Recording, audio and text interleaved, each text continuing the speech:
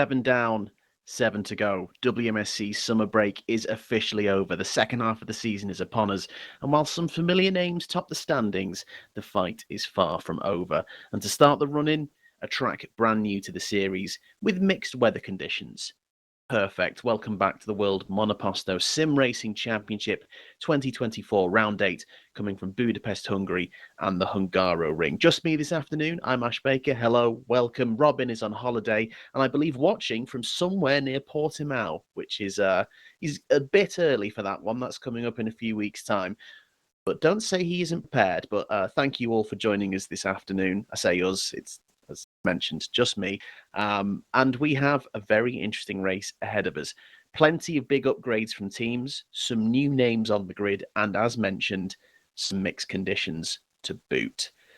So let's have a look at standings before we go any further. And at the top of the driver's standings, as mentioned, a familiar name, Yanis Volborn, but Lucas Murno stepping up after his debut win last time out in Spa.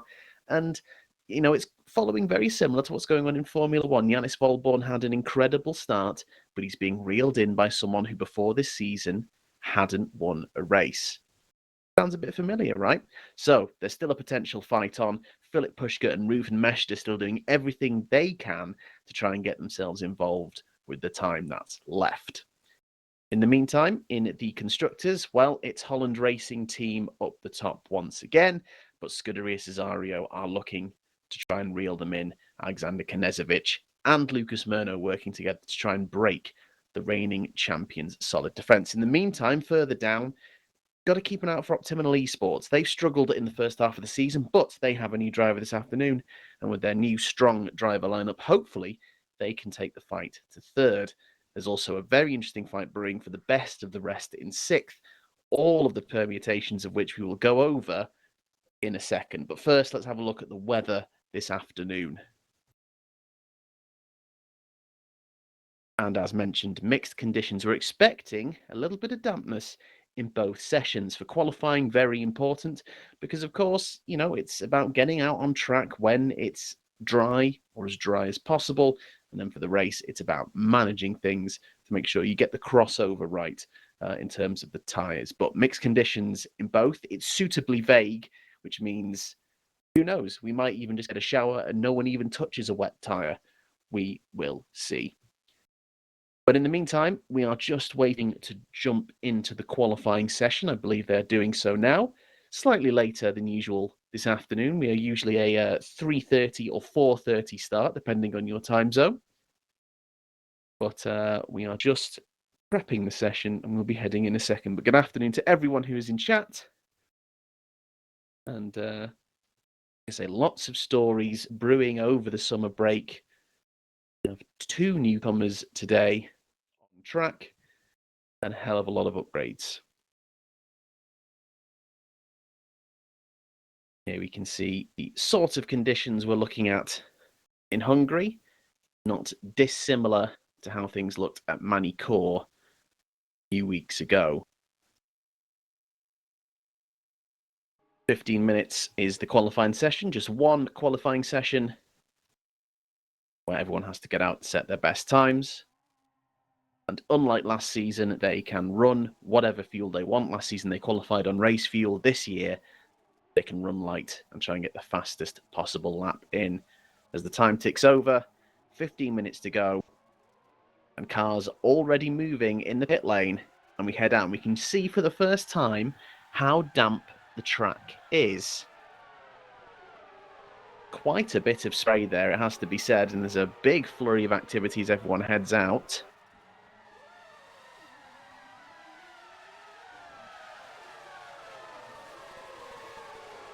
In terms of the radar, we're looking about 15% on rain at the moment and 0 to 40% on track wetness.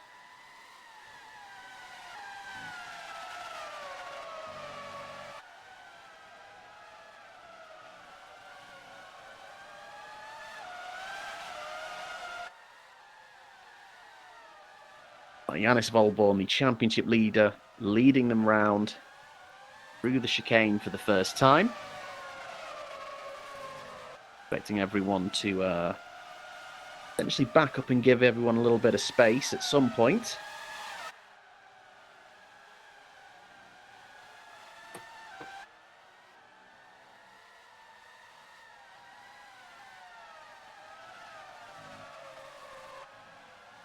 Forgive me, I hope everyone can hear me okay. I'm having a few network issues on my end, but everything seems to be still playing, albeit a little bit jutted for me. I hope everything is playing smoothly and you can hear me fine.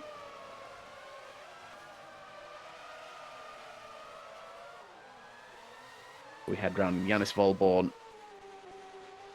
round to the start finish straight, and we go on board. We head down into turn one for the first time. Oh, and we've just had a call for Maurizio Quercio to escape a net. That might very well be him we've just passed. And already some issues early in the session. It is Quercio in the Costec. Having a bit of an early problem in the session. We can see there was a moment where you can see the sun is out. It's casting shadows across the track. But it's still patches of dampness across. And already the rain has dropped by 10%, so it's clearly now much lighter. It's about judging when the best time to get out and get a lap set is. Yanis Volborn very much getting a banker in early here.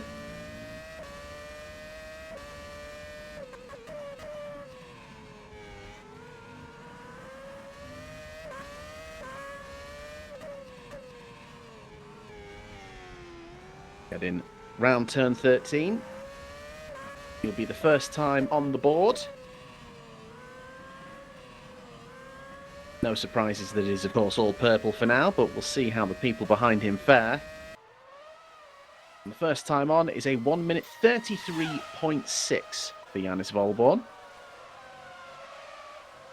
Murno just 7/10 behind. It seems to be a good benchmark for the moment. Settling straight in. Here comes Ruven Mestre in the Optimal. He can only go 6th fastest for now.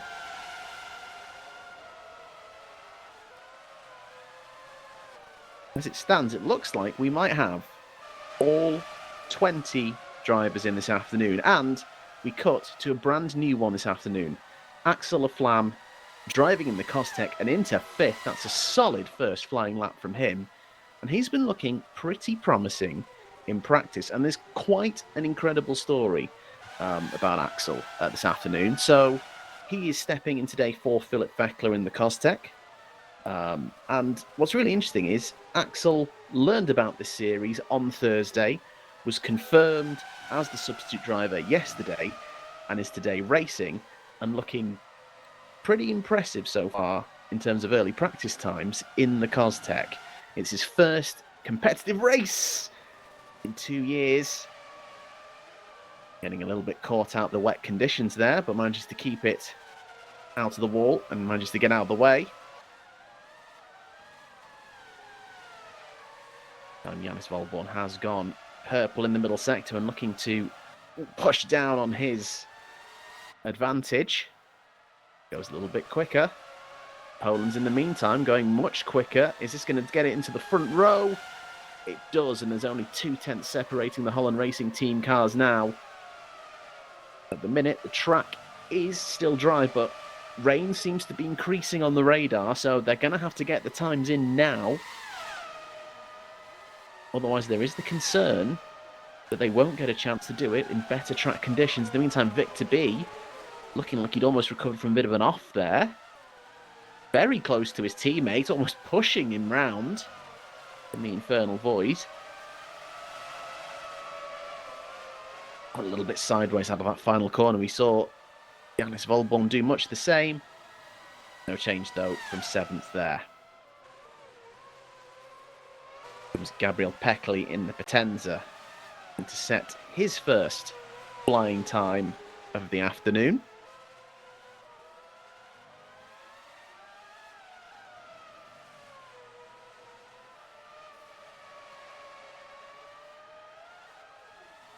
Towards the line we go. What's it going to be for Peckley? And it's a very fine 7th. Good lap there. Denny Vella, in the meantime, is back after a 2-race absence. Good to see him back in the Better Julia. He had such a good start to the season. 3 point-scoring finishes in a row, but then 2 DNFs, followed by his 2-race absence. So he'll be hoping to get things back on track this afternoon. Up to 9th for now for Vella. Getting back into the swing of things nicely. And we join the other new driver on the field this afternoon. This is Harley Self. Now, Harley worked with Magnum team boss Henry Buckland before. Quite a bit, in his own words, having won a championship in an F1 series as a driver. He's relatively new to R Factor 2, but is looking to settle into the car. And he looks promising in practice, but that one at 13 seconds off, I imagine he's either had traffic or a bit of an off, so he's still getting used to wet weather in these conditions, but has shown pace in the dry, so it'll be interesting to see what he's like should conditions dry up. And interestingly, to do with Magnum as well, they are the bringers of the biggest upgrade over the summer break. It's been mentioned that, Magnum Motorsports, not much money, new team for this season, but a very good engine in the back of that car. They've brought 1 set of upgrades this season, and it was basically pre-season before Australia, and then haven't touched upgrades. Now, it seems they have spent the rest of their dev points right here, right now, and they would like to try and use those to get, hopefully, good points before other teams kind of catch up by upgrading slowly. They've just decided this is the point we're going to upgrade, try and steal a march on maybe some other people who are upgrading a bit slower throughout the season. It'll be really important for them picking up points in that battle for 6th place. It's worth noting that while South is getting used to things this afternoon, teammate Fernando Labau currently up in P5 in the other Magnum. So this should be really, really interesting this afternoon to see how they get on.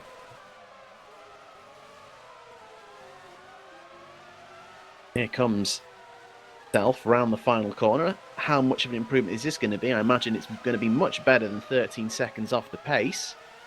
Charging towards the line. It doesn't improve on 18th, but it gets him a little bit closer. You can see still just struggling for the grip in these conditions.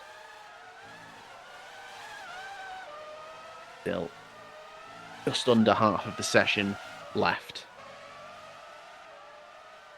There is João Fernando, currently running P5. A fine performance for him so far.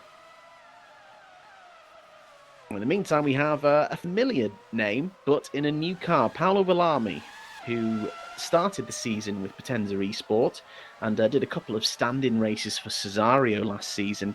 He's now the new teammate for Optimal Esports as they look to recover in the constructors' standings.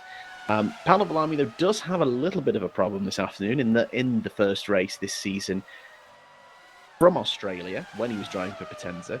He did pick up a 10-place grid penalty for blocking his now teammate, Reuven Meshida. He's in the race. He was basically given the blue flags, didn't get out of the way, and caused a bit of an accident, which cost Reuven his front wing. So, interestingly, they are now working together, but he will finally serve that penalty this afternoon. So no matter what happens, he will be getting a 10-place grid penalty. And at the minute, and he's going to send him to the back of the grid. But Villami hopefully looking to have a good bedding this afternoon, as we have a Velocita just off the road. That's Jendrik Beerhoff, currently 19th. Lots of people getting caught out by the conditions this afternoon. Here comes Philip Pusher, currently 4th, about a second off the pace, and he's made solid improvements in the first and second sector. And it's worth noting, you can see from the light change, the sun coming out, that again the rain has dropped, so there could be a chance before the end of the session for the track to dry a bit and people to make improvements. What can Philip Pushka do? It's enough for 3rd to get him ahead of Lucas Murno. Alexander Knezovic in the Cesario. Still hoping that they can push on and challenge Holland Racing Team in the Constructors. They're only up to 12th at the minute, ahead of La Flamme.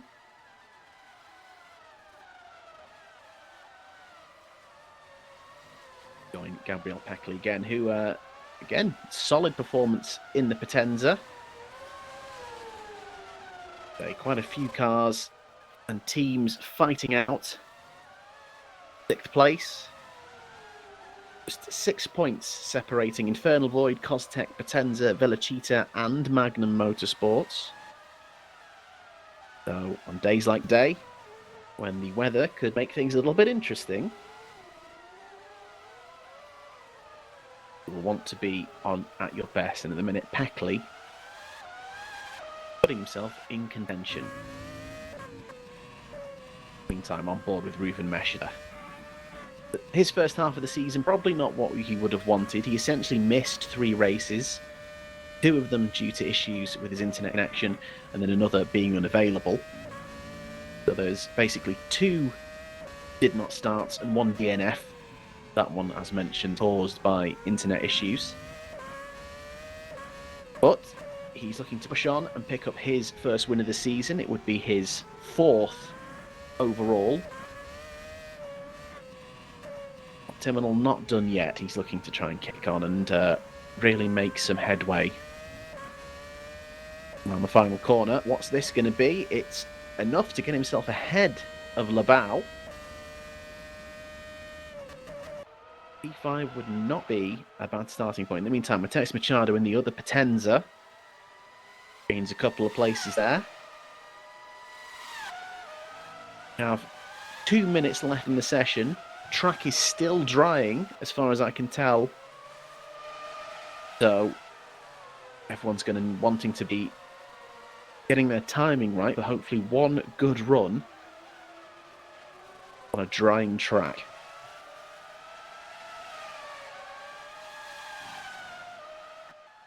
Machado there having a little bit of a moment there. Comes Denny Vella though. 2 green sectors for him personally. What will it translate into? He's just 2 places behind his teammate Daniel Benton-Reeder.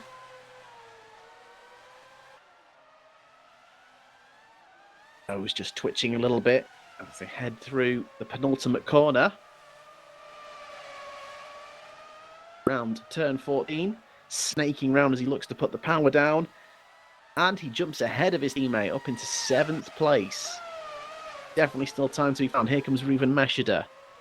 2 tenths away in the first sector, 9 tenths away in the middle sector.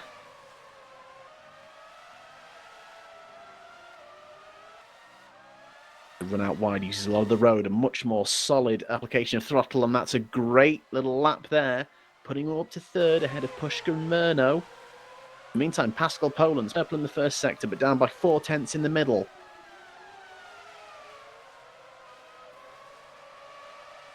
Wait for the car to straighten up and get the power down towards the line. And it puts him 0.05 of a second away from his teammate, but not quite enough to snatch pole. But at the minute, it's looking very good for a Holland Racing Team 1-2. In the meantime, La Flamme recovering from his spin earlier. What can he do? Well, it's getting back into the top 10. It does, into 10th ahead of Gabriel Peckley. Really solid lap on his debut. The checkered flag is out, so anyone who crosses the line now will not be improving. In the meantime, Philip Pushka up by 0.05 of a second in Sector 1, but he's looking a bit messy through the chicane there. Through the snaking back corners of the track, coming around turn 9 now. This is the thing, Holland Racing Team have a very high downforce setup in terms of their initial design philosophy, so they're going to be suited to this track, especially in wet conditions. So it's not surprising that that back part of the circuit is where they are gaining a lot of the time. Well, what can Philip Pushka do? Can he get himself back ahead of Reuven Mescheder now? Again, going a little bit sideways on the exit of 13. Into 14 we go. Power out. Oh, and again, just eager to put the power on. Big slide. Catches it across the line. It is enough to get him ahead of Mescheder. Is Meshida still running is the big question. He isn't. So Pushka manages to take third. In the meantime, Lucas Murno, he could be the one to potentially take the top spot on row 2, unless he's going to need something very special to break that front row lockout from Holland Racing Team at the moment. To turn 14 we go as Alexander Knezovic puts it in the top 10. What can teammate Murno do?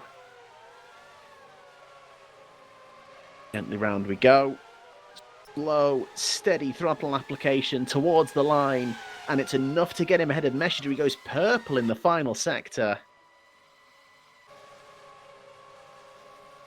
And that's him back in the garage.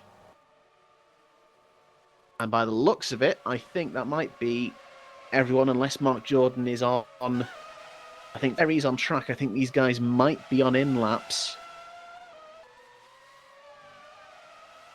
They're certainly not looking at challenging with those paces. I think, yeah, we're all on in-laps now. Pushka in the end, getting himself to third.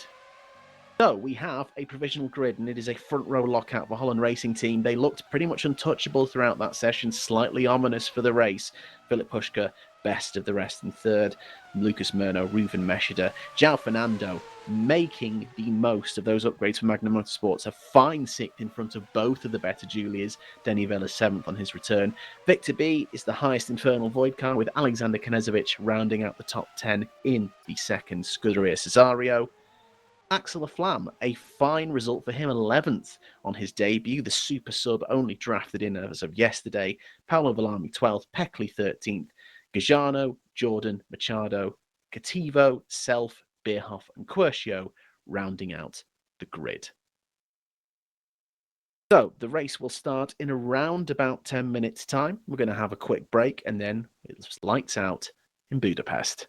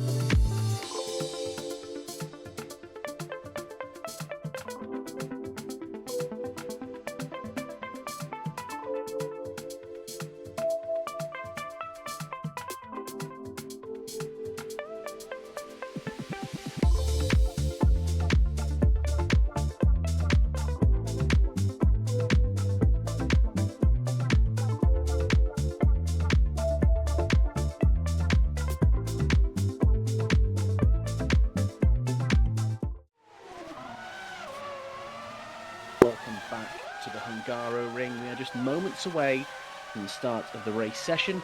We're catching the end of warm-up here, but let's go through the starting grid one final time ahead of the race.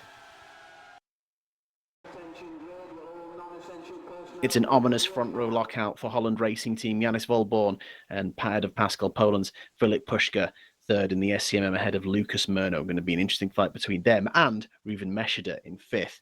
An excellent sixth for João Fernando, whilst row 4 is all better Julia. Row 5, Victor B from Alexander Knežević, Axel Laflamme in 11th, a fine debut from him in the Costec ahead of Paolo Villami, who's making his debut for Optimal. Gabriel Peckley, 13th for Potenza, ahead of Gino Gagiano. Mark Jordan alongside Mateus Machado in the other Potenza. Gonzalez Cativo comes alongside Harley Self, who unfortunately had setup issues, meaning that's why he's solo down from there. Hendrik Beerhoff 19th and Mauricio Quercio last, having a crash early in the session, not able to complete a time. So we are in the race session now, one of 69 laps. We're just waiting for the cars to appear, and they are. The revs come up, the lights come on. And we are off and running, and immediately there's a penalty for Laflamme. Not sure what that's for, but we are off and running, and it is a damp start to the race. Unclear if it is raining. I'm not sure if it is raining, and we're just left with a damp track at the moment, but it will all become clear. But Volborn has made a very good start and held on, but Meshida, with an incredible start, has managed to get between the two of them, and Meshida looking around the outside of turn 2. But there's no going there, and at the minute it looks like almost Volborn is trying to block to get Poland's back so they can rebuild the orange wall. We fly up to the fast turn 4 for the very first time, and they go side by side. Very brave, but very respectful between Poland's and Meshida.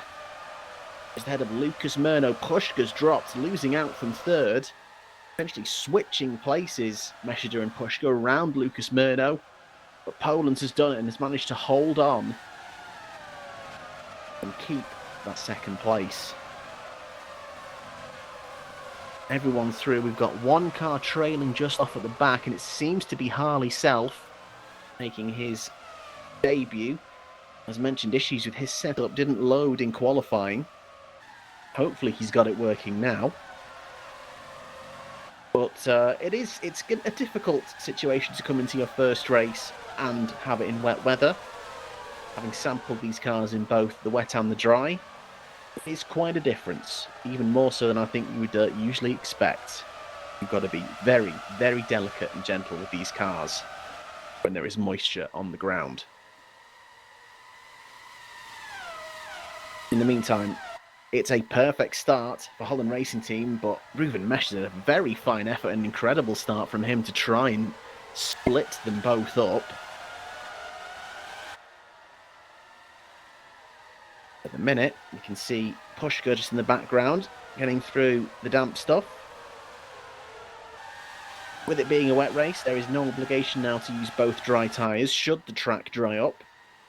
But it'll be interesting to see how long these inters do last if it stays wet, considering it is a track quite heavy on tyre wear.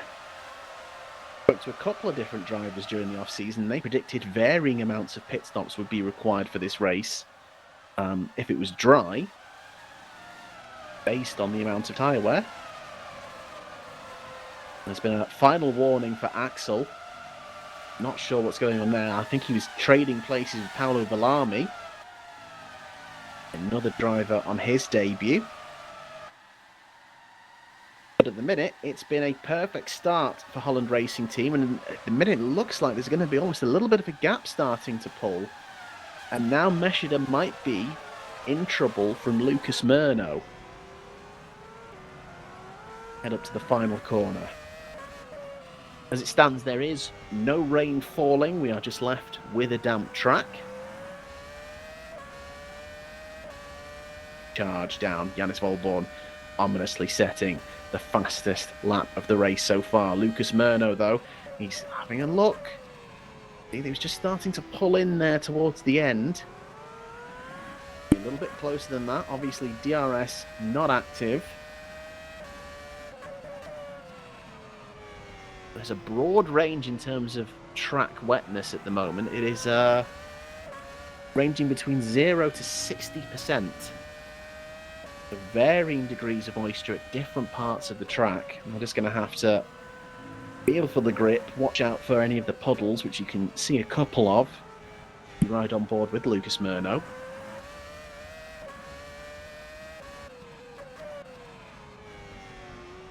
Head through the chicane, turns 6 and 7. I'm not expecting to see any big moves yet. Everyone just tries to get used to the grip. Well, it is interesting. It looks like Self is already up 2 places. Not sure whether that's because he's suddenly found a rapid amount of pace, or if Beerhoff and Quercio are having their own problems.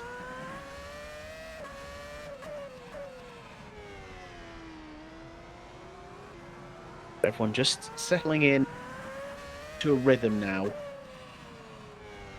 I'm sure many will be hoping that it doesn't rain anymore. Olborn goes quicker again.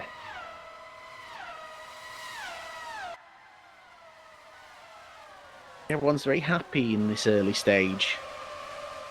Just to work things out. We've got a Costec going into the pits. I think that must be Laflamme.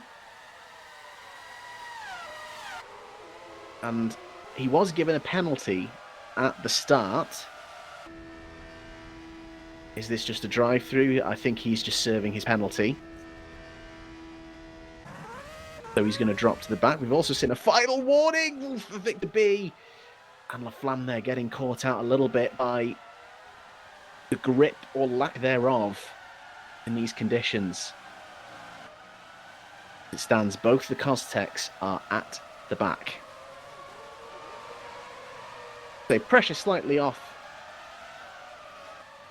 And we've just had another last warning, just to interrupt myself there. And, oh my goodness, squeezing through the chicane.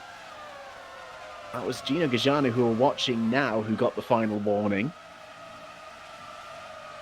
Might be slightly premature on saying they're happy to sit in behind and drive safely. I think maybe now some of them are starting to get lay of the land and look to make moves. Gajano has Alexander Knezovic of the Cesario right behind him. Knezovic ideally wants to be up in the point-scoring positions. He's going to be keen to make a move as Poland's sets the new fastest lap. The Holland Racing Team cars now trading the fastest lap times.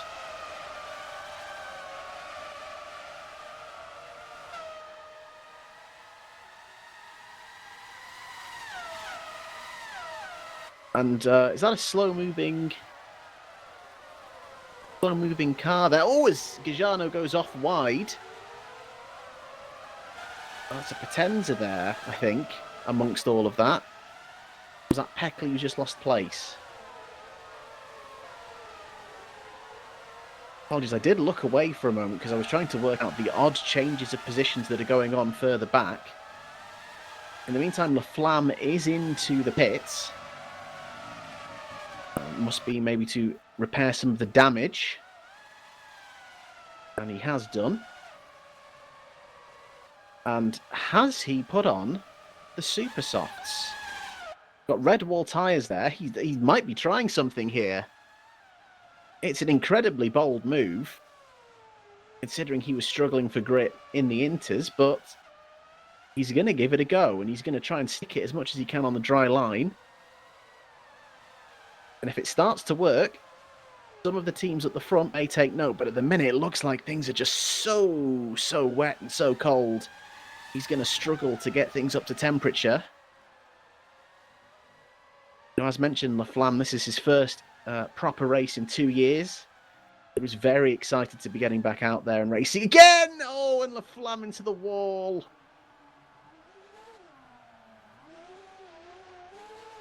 I think he's using today as very much a learning experience. I say, only drafted in last night as Denny Vella comes in, looking to make the move on Victor B, and he's managed to do it. Victor B struggling for grip. Bella gets the move, but they're both twitching, both struggling. But that's the move done for now. In the meantime, Gino Gagliano into the pits.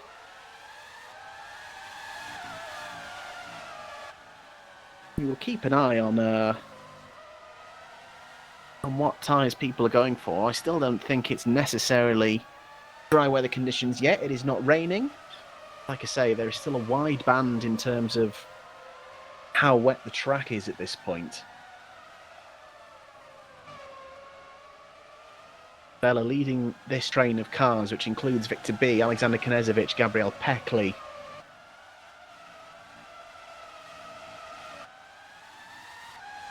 Seems to be growing in confidence in these conditions, and he's pulling away from B. And Nivella looking for his first points finish since round 3 in Spain. And Knezovic still caught in this train. Still unsure as to why Gagliano has bailed out of this. I'm not sure if he's decided to change tyres. I don't think he has. Oh, he has! According to the timing sheet, I think Gagliano is also on the Super Soft. And that's how that's gone. I'm just about to say, Laflamme has clearly realised it's too early for that and has gone back in the pits. I mean, he had damage anyway. But we have a safety car as a result. Gino Gagliano is out. Our first retirement here at the Hungaroring. And everyone is now slowing down. We have a safety car. And everyone's going to bunch back up. So a couple of early experiments in terms of the dry tyre have not gone well. They caught out Laflamme, but he's managed to keep going and will at least now be on the back of the pack. But Gino Gagliano, I think he's out. He is now starting to roll forward, but I'm not sure. I think that's more gravity than power at this point.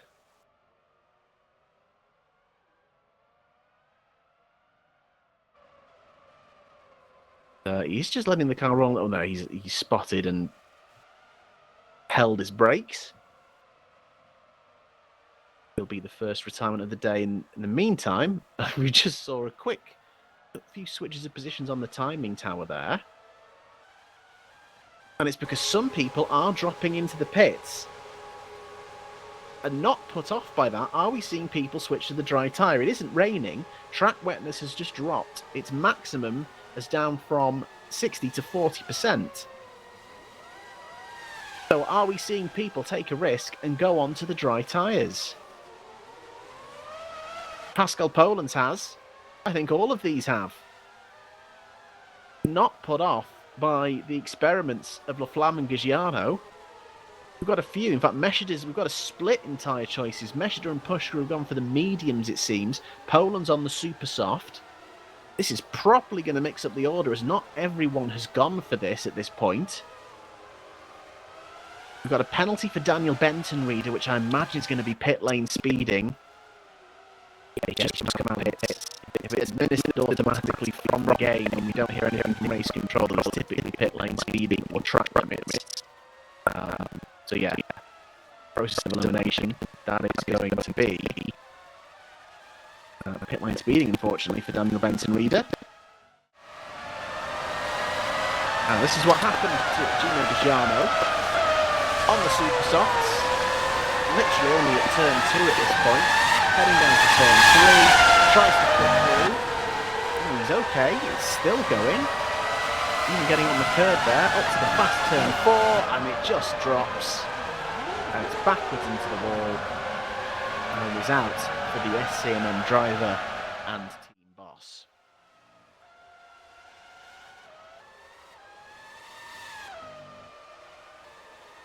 So Daniel Benton Reader, that will be a shame for him.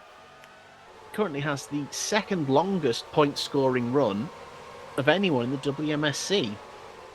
He's scored in the last 10 races in a row. And that is at threat now, as it looks like he's going to drop probably all the way to the back because of how bunched up everyone is. In the meantime, Laflamme has been disqualified. I'm not sure why that is. We'll see if we can find out for you, but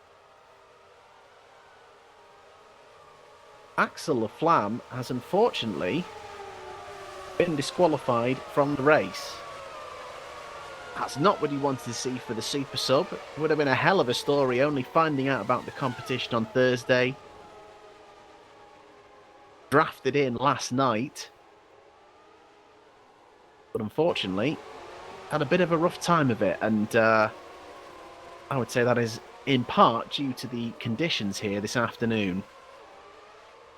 Real shame for him. Do hope we see him again in the competition. In the meantime, our other new driver currently running in the top 10. Harley Self, just behind his teammate Labau. Magnum very keen to score points this afternoon.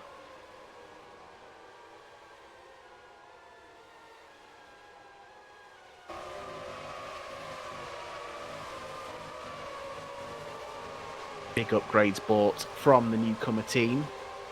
Strapped for cash, they have gone all in and put all their dev points in. They're hoping that these first few races, when they've got these upgrades and potentially upgraded and used their dev points earlier than most of the teams, they have the opportunity to pick up some points. Will be very important in that fight for 6th place in the Constructors. Every single team has scored points so far this season. Infernal Void Racing on 8, Costech on 4, Potenza on 4, Velocita on 4, Magnum currently last on 2. But it could all change, and on an afternoon like this, where the conditions are changeable, this could be a big opportunity. In the meantime, let's highlight, and thank you, Paul, for pointing this out. You beat me to it. Infernal Void and Velocita have both been incredibly unlucky this season, typically getting tangled up in incidents on several occasions with each other. But at the minute, Victor B is 4th for Infernal Void, and Mark Jordan 6th for the Velocita. So far, staying clear of the madness, and they have drivers in good positions. One of those afternoons where it could swing wildly in either direction.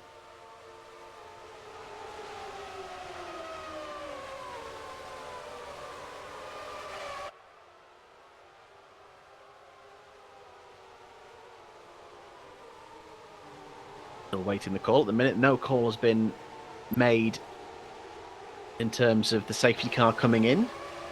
I do think everyone has made their stops and is back around together.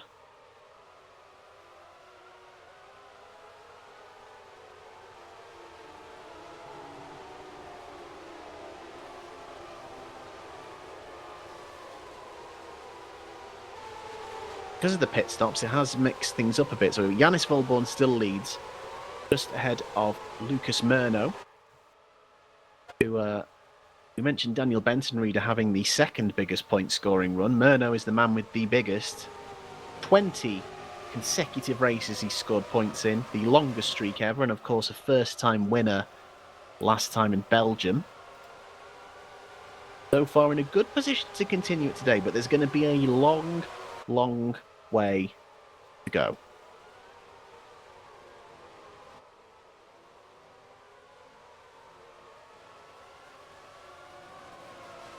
And we've just had the call. Safety car is coming in at the end of this lap.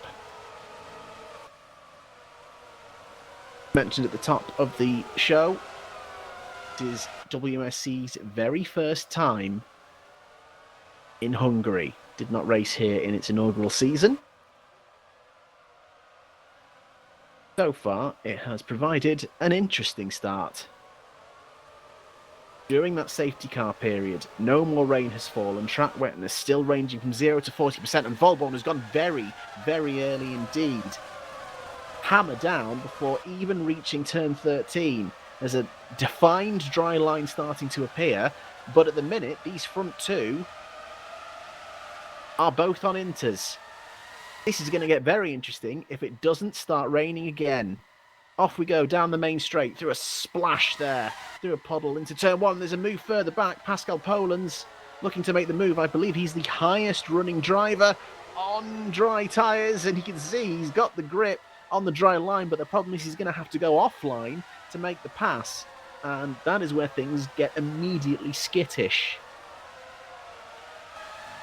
Got a yellow in sector one. I think there's maybe a few other people on those dry tyres who are going to be struggling. It has cleared. But Polands is going to be very keen to get past Victor B because he senses an opportunity here. If it doesn't rain again, he's made a great call and he's in the box seat. He's a race winner, but he's yet to win this season.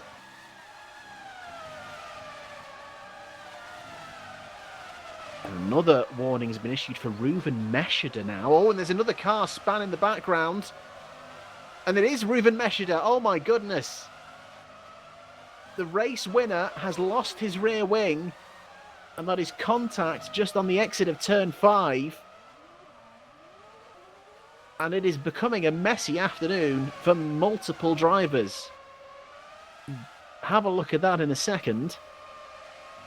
But now Meshida dropping all the way to the back.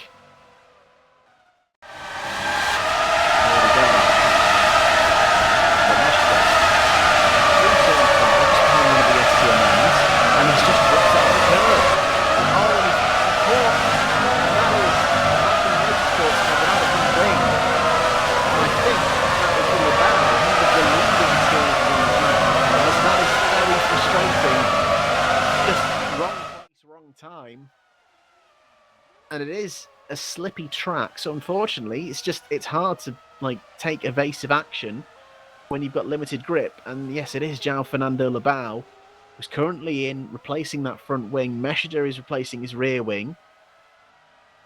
But if he can stay on the lead lap, it is the sort of afternoon where all is not lost. There might be more safety cars, so we're not done yet. And we've just had a drive-through penalty for Gonzalez Cativo for passing cars under the safety car. I think everyone maybe has been on summer break a little bit too long. Playtime is over. Oh, apologies. Just said that game audio on replays is a bit loud. We will get that looked into and sorted. To be honest, that was happening to me, but I thought it was only happening in my headphones. So thanks, Robin, for pointing that out. We'll have a look at that before next replay comes around. In the meantime, Yannis Volborn certainly doesn't think he is on the wrong tyre at this point, as he's just set a new fastest lap of the race. But there's a few more people going in on what? Gonzalez Cativo there. Was he in two minds about whether he was going to go in at that point? Although, I say that Gabriel Peckley has just set the fastest lap of the race. And Peckley is on the super soft. The crossover point is now. You can stay on that dry line. It is the time. It's unfortunate for Giugiano and Laflamme because it seemed like they were just at the right point to make it. It was just maybe a lap or two too early. Unfortunately, they've fallen foul of it. So, Peckley up in 6th for Potenza. The fastest man on track. Even more so than Pascal Polands, which is quite surprising. But Polands has just gone purple in the first 2 sectors, so he might be about to address that balance. But this is going to be interesting now for Murnau and Volborn. In fact, I've only just noticed Murnau's gone into the lead. And that looks like, from the gap, Yannis Volborn must have made a mistake. He's taken the lead. Oh no, they're both in. Murnau and Volborn both into the pits. Polands takes the lead of the race from Denny Vella, Philip Pushka. And Peckley is going to go 4th. There is Yannis Volborn. Looks like he's a little bit deep into his box there. Oh, very, very close. And Murnau just gets out ahead. And that's going to be very important for track position. Down to turn 1 we go. And Murno, what tyres has he got on? Couldn't quite make out the colour then. Because the colour is reading as green. That seems like an odd decision based on what everyone else is doing. We'll give that a moment just to be sure. Oh, and Murno! Oh, Murno's dropped it! Murno drops it up to turn 4, where Gino Gajano drops it. Oh my goodness, and incredibly close to contact with Hendrik Beerhoff there as well. And it does look like Murno has tried to stay on the Inters. Has he made the wrong choice here? What is going on this afternoon, guys? This is crazy. In the meantime, Denny Vella is in. He is surely going to make the switch to dry tyres as Pascal Poland's now fastest lap and in a great position. Philip Pushka in second. Gabriel Peckley up to third. But this is interesting now because obviously Pushka's gone for the medium tyre.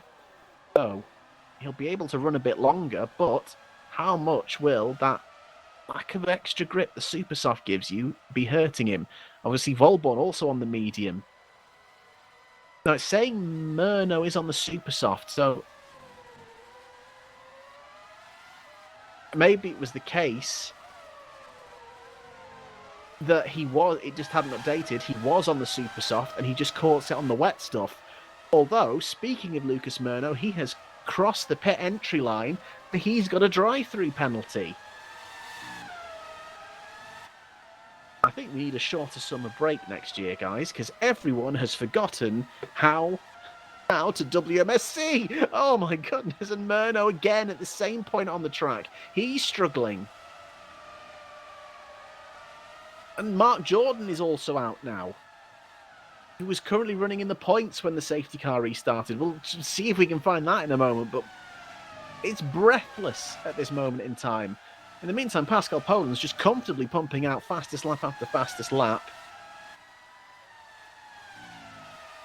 I know Gino's in chat. I don't know if Axel is as well, but take heart, guys, that if you got caught out by the dry tyres in slightly damp conditions, race winner Lucas Murno is also struggling, clearly. So it's not just you. And it's going to be a very difficult afternoon to try and recover something from here. We're still only 16 laps in. So here is Jordan. So he's just had a pit stop. He's come on to the Inters. And he pulls over. And that looks like some form of technical issue. Or has he gone onto the wrong tyres?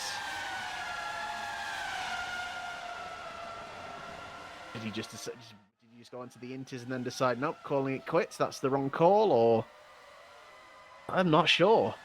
An odd one there for Mark Jordan. Now, has Denny Vella stayed on Inters? That's interesting. Now, I've got two different timing screens showing up. At the minute, I've got a timing screen saying he's on Super Softs. We did have the issue where it didn't seem to update immediately for Murno either. So bear with us on that one. I mean, that would suggest he's on the dry tyre. And in fact, I think that has now updated. He's on the Super Soft. And oh my goodness. Almost another collision there. The drying track is catching everyone out. Everyone's made the call. And if you can keep it purely on that dry line, can be the quickest, as Pascal Poland's is proving. The problem is, it is a very defined dry line, and obviously the curbs are going to stay slippy as well. So everyone's having trouble. As you can see, the sun is now out. But we are having a messy afternoon so far. We've been measured as a lap down. We've got a car spinning in the background. That is the other Velocita. That's Hendrik Beerhoff running in 9th. He loses out to Villami now. Beerhoff manages to get going without issue. He's got Quercio coming up behind him in the other Costech.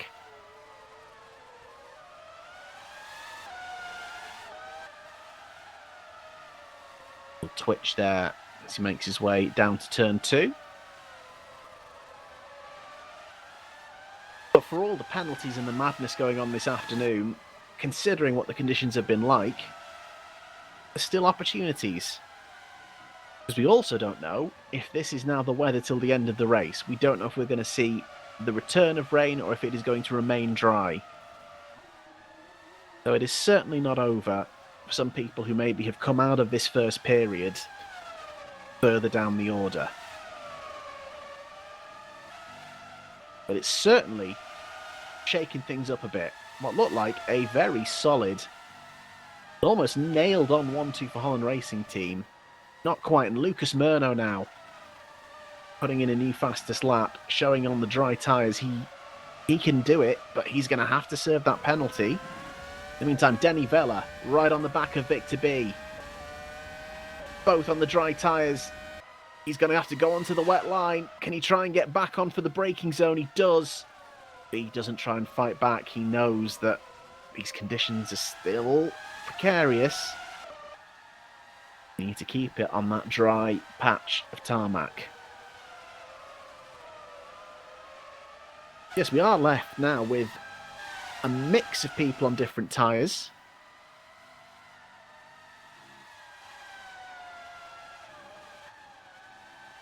Poland's responding now, going tit for tat.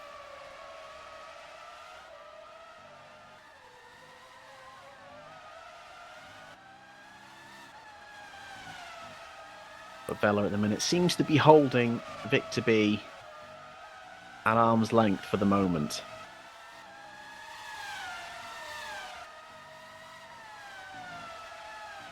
But both the people with the longest scoring records in the WMSC are in danger of losing it. We've got Murno in 5th, but needs to serve a drive-through. And Daniel Benson-Reader, who's just gone up to 15th, ahead of debutant Harley Self.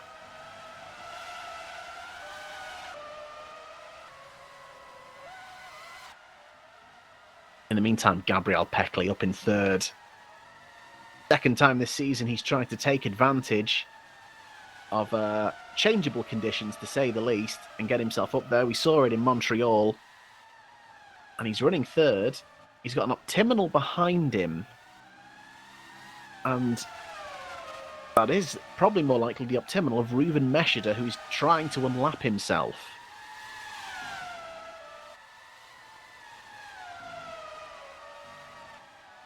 Meshida crawling all over the back of the Potenza. Then got Volborn behind, who is running P4. And get very interesting if Volborn catches these two, because they're both going to be keen, for different reasons, to get past.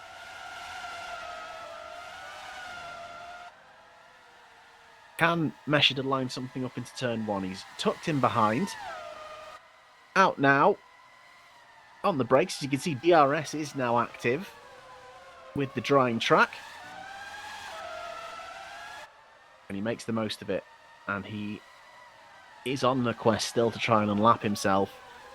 At this point, he might need another safety car, though, to help him out if he wants to get in the points, or hope that there is some mass retirements this afternoon. Reuven Meshida there, just trying to get clear. He doesn't want to get involved in a fight at this point with Janis Volborn. He's just got ground to make up. The minute, Peckley is going to be fighting for position. Janis Volborn is closing in. These two, 27, 28 seconds off the leader. Volborn will not have given up hope yet of securing a win this afternoon. Covering well from not taking the risk of switching tyres.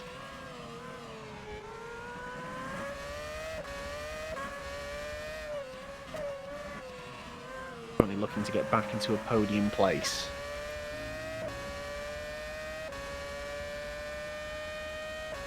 Does look like DRS is open on the Holland Racing Team car.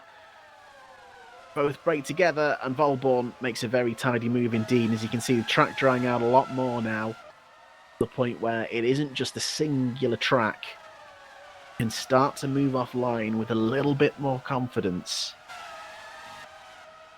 Track wetness still at highs of 40% though, so there are still going to be places where you'll get caught out. Don't get too comfortable while Denny Vela looking up behind Alexander Knezovic. I'm guessing by this point Lucas Murno has served his penalty. It must have been a few laps since he was issued the warning. It does seem like he's not lost any places, so might have gotten away with it. Meantime, we've had a final warning for Maurizio Quercio. Some elbows out maneuvers going on off screen.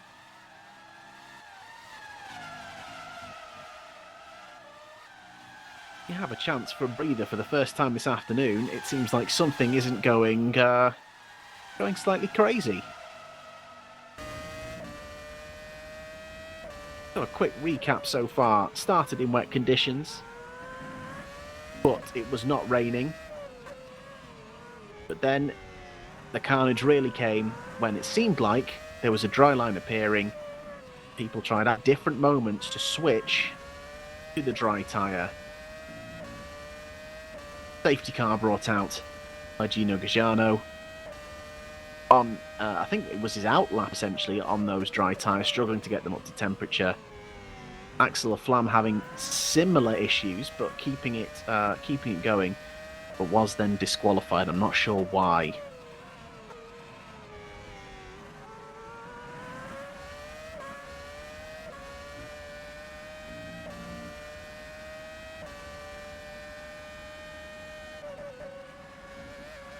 I do actually have a message from Axel that just says, "Oh well, eventful," and I think so far that could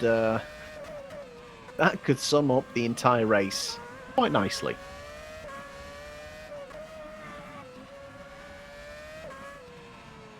In the meantime, Denny Vela is trying to reel in Alexander Knezovic.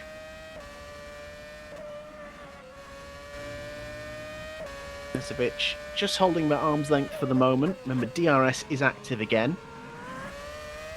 2 DRS zones, one down the main straight, and then on the run down between turn 1 and turn 2. You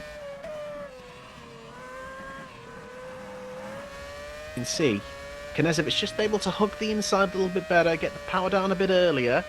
DRS will be open now for Denny Vela. You can see the gap closing. Will it be enough? He looks to the inside. He's going to try and go for the move, but Knezovic adjusts his braking and holds on to the place. And we do have a difference in tyre as well. Knezovic running the medium tyre while Denny Vela on the super soft.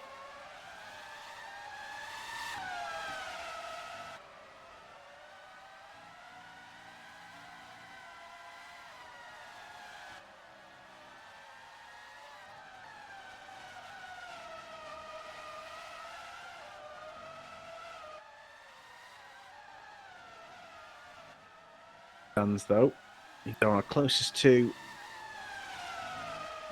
on track at the moment. Lucas Murno currently the fastest man on track by about 1/10 of a second. But I imagine he won't have given up his chances yet, but there's just such big gaps that have opened up as a result. Pit stops and the weather change. Meantime, we join Jendrik Beerhoff in the remaining Velocita. He's trying to reel in Maurizio Quercio, and Quercio has had to dive out of the way there. I wonder if Quercio just ended up breaching track limits and needing to slow down to avoid recompense. So he seems to be struggling generally there. Backed right out of it. Moved away from Philip Pushka. There'll be blue flags in a moment for Beerhoff, and he handles that beautifully. Quercio seeming struggling, I think, in the background there. I don't know if he was going into the pits or if he was just caught on the curb. He might have gone in. Yeah, he's in the pits. Wonder what that is for, if he's picked up some damage. He was running the super softs. Managed to flat spot one of his tyres potentially. Make the switch. I think that looks like damage repair going on. The long stop while Lucas Murno gets another fastest lap.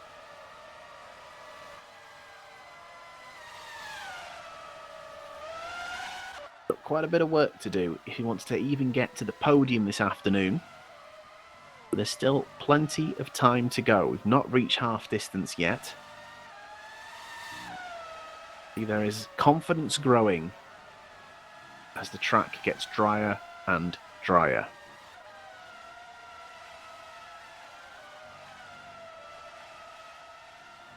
You have to wonder if one of the big things that has determined having a more stable afternoon than others is how much people set up their cars for the wet or for the dry.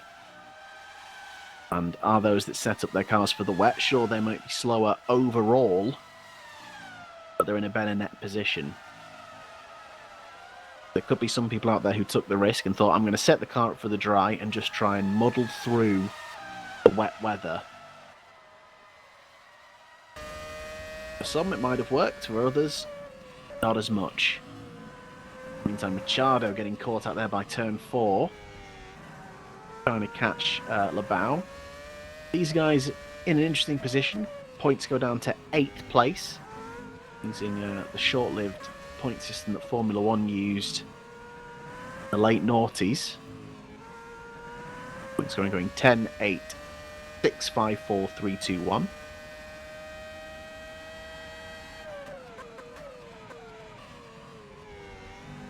And back on board with Denny Vella, who seems to be closer now to Alexander Knežević.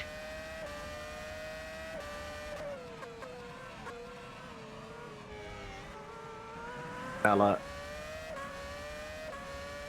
just seems to close up on entry, and on corner exit, Knežević is able to put the power down a little bit sooner, and Vella having to lift there a little bit through turn 4, potentially dirty air there causing some problems.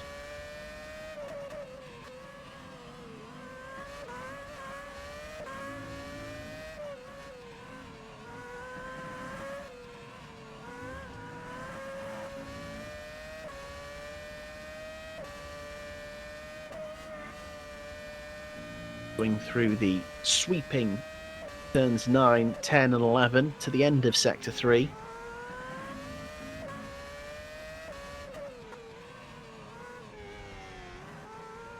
Meshida has gone in to retire. Reuven Meshida has said that is quite enough this afternoon. He was in a decent position. It all started to go wrong when he got caught on the curb, slid back across track. And unfortunately, Fernando Labau, I believe, caught him and hit. That was his rear wing off, and he's just struggled and not been able to get back into it. Been a rough season for Reuven Meshida. Just hasn't quite clicked for him. He's again shown so much pace and been so competitive. In the meantime, though, Lucas Murno has caught Gabriel Peckley. There was a back marker in the way. But Murno, who's been putting in fast lap after fast lap, is now looking to get himself into 4th. And all he needs to do is just stay tucked in under the rear wing of the Potenza, do turns 13 and 14, and he will get the chance with DRS down the main straight. Out we go, power down. Solid exit for both of them, but he's tucked right under it. DRS will be open. Out we go. Down the hill into turn 1. And he's ahead before the braking zone. Peckley half looking at switching back, but no, Murno has just got the pace right now.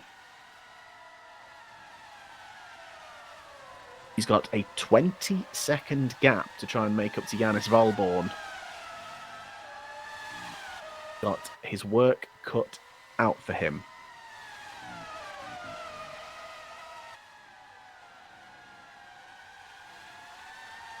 As it stands, though, he looks to continue his point-scoring run to 21. As mentioned, became a race winner for the first time in Belgium. And yeah, as mentioned, as we're talking about before Murno caught Peckley, Ruben Meshida has had such a hot and cold season so far. DNFing in Bahrain because of internet issues and then not participating in Spain for the same reason. Unavailable to race in Canada and then DNF this afternoon, essentially getting caught in the wet weather issues and the damage from the collision with a Magnum. Yet, elsewhere this season, he's qualified third, and second. Today's fifth place, his joint lowest qualifying position with Bahrain. But in races, 2 thirds and 2 seconds. They're still undoubtedly quick and still undoubtedly able to challenge for race wins, but it's just not quite coming together.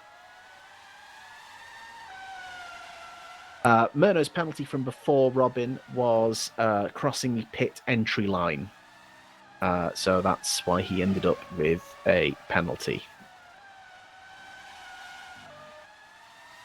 But he seems to have served it, and it's not affected him too much this afternoon. But he's going into a bit of a no man's land at this point in time.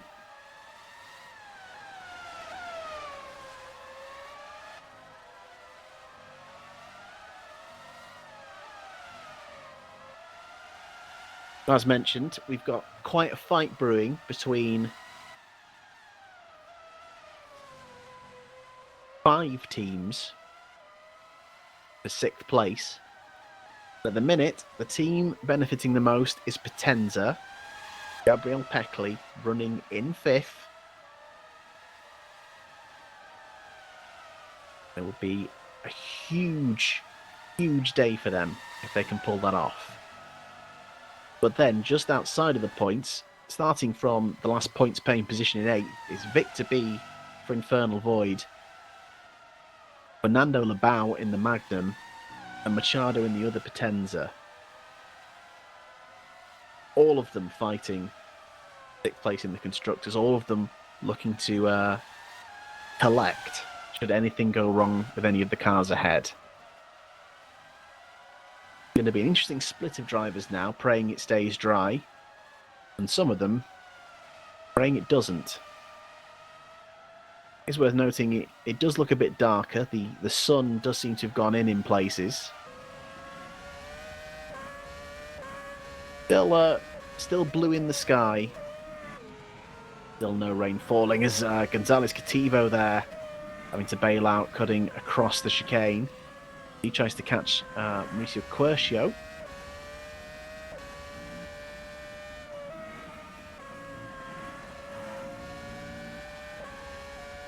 And he's right up behind now, coming into turn 12. Head on the run to the main straight. Cativo in a good position to make a move. Quercio in a few laps ago to make changes. Some issues with his car, repairing some damage, and he's going to have to go on the defensive now. Cativo to the outside of turn 1. Can he make it stick all the way around the outside into the braking zone? And Quercio, I think, decides better of it. They switch places. In the meantime, Victor B just come in. I believe he's onto the Super Softs.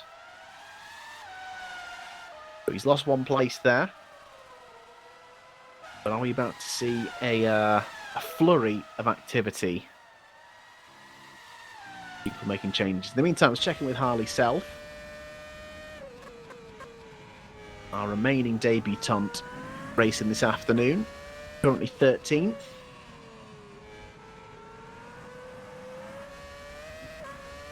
And he seems to have settled into a rhythm now. The track has dried out, and he's trying to reel in Paolo Villami, who's on his debut for Optimum Lee Sports.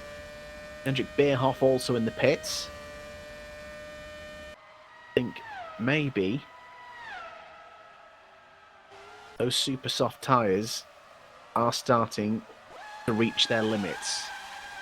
I mentioned it is a very,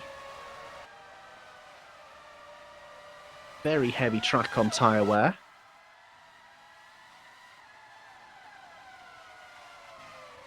There was some debate between drivers about whether it would be a 1/2 stop race or a 2/3 stop race.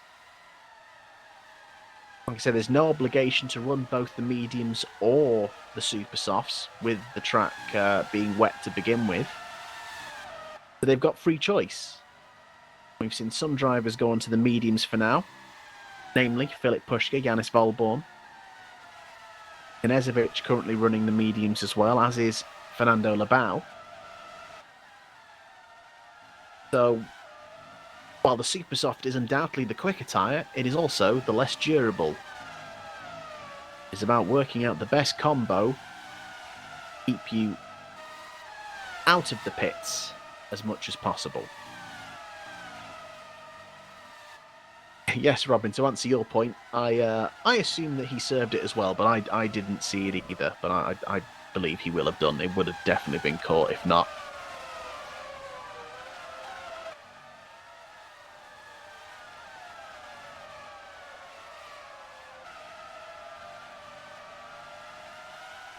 We have Gendrik Beerhoff running in 14th, and just behind in the background, Daniel Benton-Reader, whose incredible season,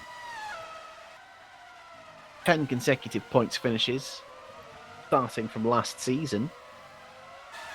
They've been in the points 100% of the time this season so far. It looks like that's going to come to an end this afternoon. A victim of the early chaos.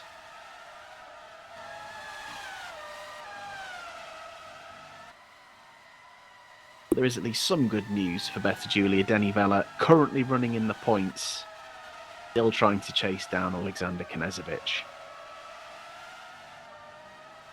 We have now passed, or just passing, I should say, the halfway point in the race. After a slightly breathless start, things have calmed down. We'll have a chance to think about what their pit strategy is to the end. As you see, we've seen a few stops there.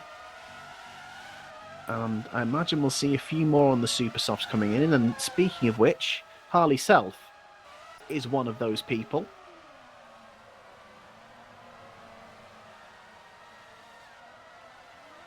New driver in for Magnum. And has he decided to stick? Oh no, he's gone on the medium. So is he going to try and run those mediums to the end of the race, I wonder? He made that call just to try and keep himself out of the pits. You can see there, both Magnum cars currently running on the medium tyre, but João Fernando Labau has been on his, I believe, for a little bit longer.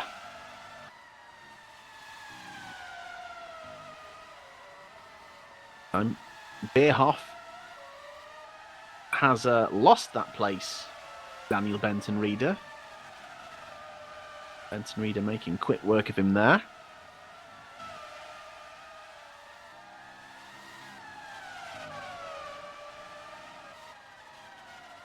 Meantime, we join Janis Volborn, who has been slowly chipping away at Filip Puška in second place. The gap now down to 2.5 seconds. Volborn making the decision when he decided to switch to dry tyres to go on the mediums. I imagine his plan will be to run these for as long as he can. Long enough so he can finish with a super soft stint. But he is pulling in Puška, who is also on the medium tyre. Pascal Polens, though, is in. He went to the super soft.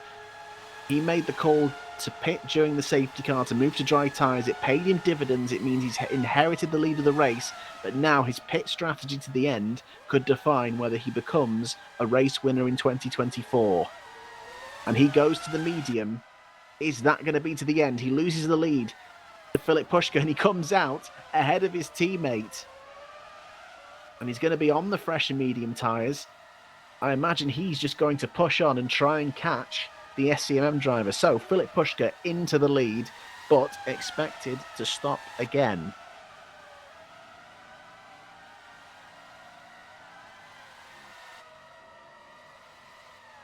Filip Puška, a race winner this season,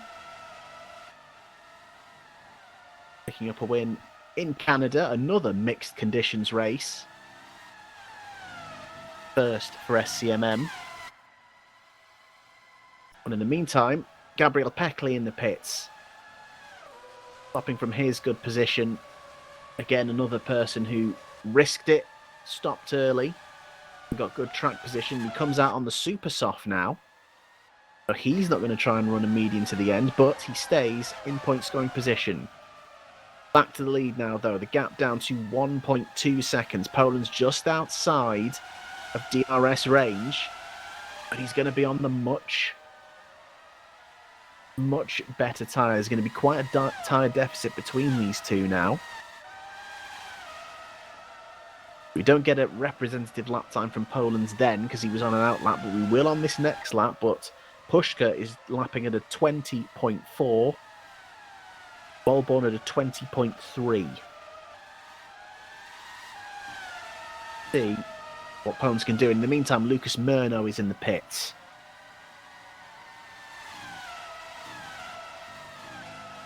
And he was on the super soft, so his decision now could be very interesting in terms of strategy to the end of the race. I think, assuming my timing screen is correct, he might have made the switch to mediums. It will be so interesting to see how long Puška and Volborn run for now on these mediums. Are they going to sacrifice track position now to be able to push with a much fresher tyre at the end?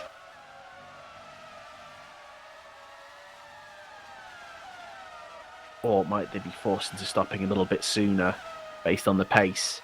Pascal Polans, who is now within half a second of Filip Puška. Is this a chance for him to retake the lead of the race? He moves out into turn one, and Puška doesn't fight that too hard. I think he knows that fighting with Pascal Polans is going to push him back into Janis Volborn. Puška playing the long game at the moment.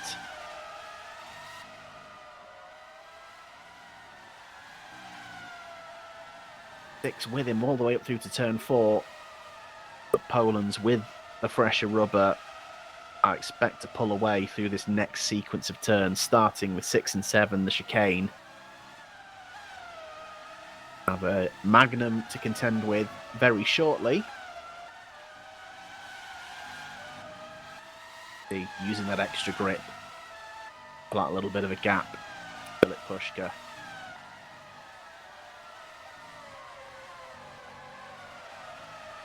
And Puška has stayed with him quite well through that sequence. He may even get DRS to fight back down the main straight. Here we go, out of the final corner. The last split had them at half a second. We crossed the line. It's down to 0.4 of a second. Filip Puška's done an incredible job on that lap. And Puška, he doesn't even think to make the move. He's looking at just sitting in the slipstream and getting pulled along by Pascal Polans.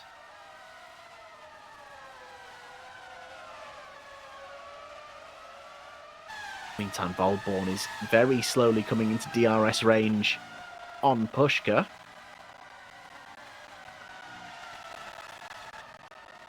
Going to be interesting between Polans and between Volborn and Puška. Who blinks first? Does Volborn look to pull the undercut? As we know, the undercut typically very powerful around this circuit. In the meantime, Lucas Murno on his fresh mediums, dropping a 1 minute 19.2. That is over a second faster than Polans and Volborn on the last lap. I mean, it's just a shame he's 39 seconds off this lead three, because he would be really putting the pressure on. As it stands now, though, 0.7 between Polans and Puška, and 0.7 between Puška and Volborn. Across the start-finish straight they go. And crucially, Poland's has used DRS to get ahead. Oh, and that was a silly move from Filip Puška there. I think that was always, even with blue flags, a little bit too late. I think he would just have to accept that for one corner, he'd have to go through. In the meantime, Gonzalez Cativo has picked up a penalty. Quite potentially a track limit there. We've had no call from race control. But it could even be pit lane speeding, I'm unsure. But he will have to serve that. And that's good news for Daniel Bentonreader, who is trying to recover. That could get him up to 11th.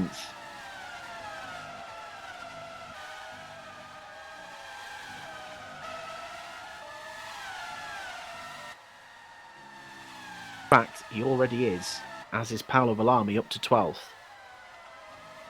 Now, very fortunately there, the Velocita bails out of the way of Filip Puška due to that moment there with the back marker. He's unfortunately left open to attack from Janis Volborn. Poland's pulling clear. This is a big opportunity for Janis Volborn.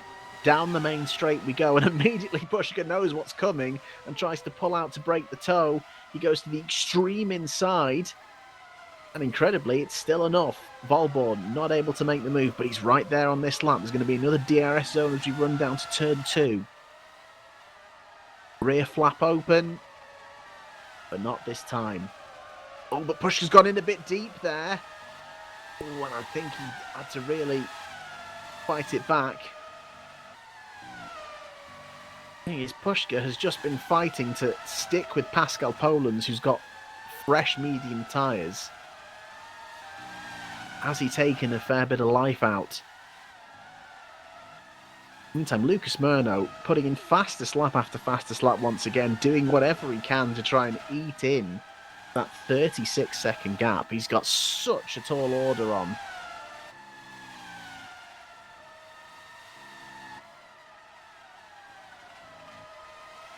He knows that these two will be stopping, and that will bring the gap down, but 36 seconds is too much at the moment.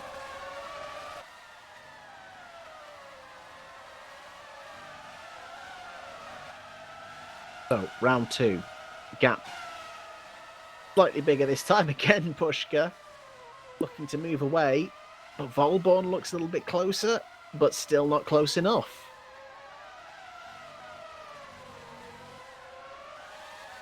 The Holland Racing Team car, a very high downforce philosophy, whereas SCMM, more average and balanced, so maybe a little bit more straight line speed at his disposal, Filip Puška, to fight off the reigning champion. Oh, look how close he is there, I know, in this twistier section of the track. Just needs to make sure he's that close coming out of the final corner. G'day, Dom in chat. Just me today. Robin on holiday, but Robin was and may still be in chat. And thank you indeed to everyone who's joining us this afternoon. Really do appreciate it. Watching the second season of the World Monoposto Sim Racing Championship, round 8 from the Hungaroring. Just back after our summer break, and the start of this race showing everyone had a little bit of maybe summer blues, bit of rustiness. But we're getting back into it now as Filip Puška makes the call. His medium tyres have had enough, and on lap 43 he comes in. The question is, what does he switch to? Is it mediums to the end, or does he risk the super soft? And the question is, how does Janis Volborn respond?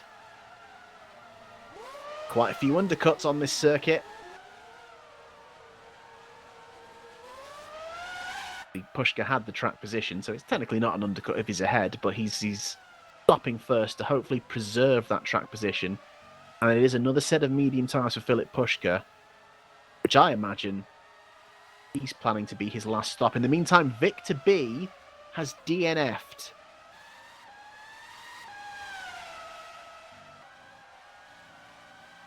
We will have to have a look and see. In the meantime, Murno has just dropped. I think there's pit stops now happening. I think this is what's going on. But we will have a look. We'll have a look and see what happened to Victor B. And if anything happened to Murno, I'm not sure if Murno's just stopped. I think he has. But in comes Yanis Volbon. This is the important thing for the moment.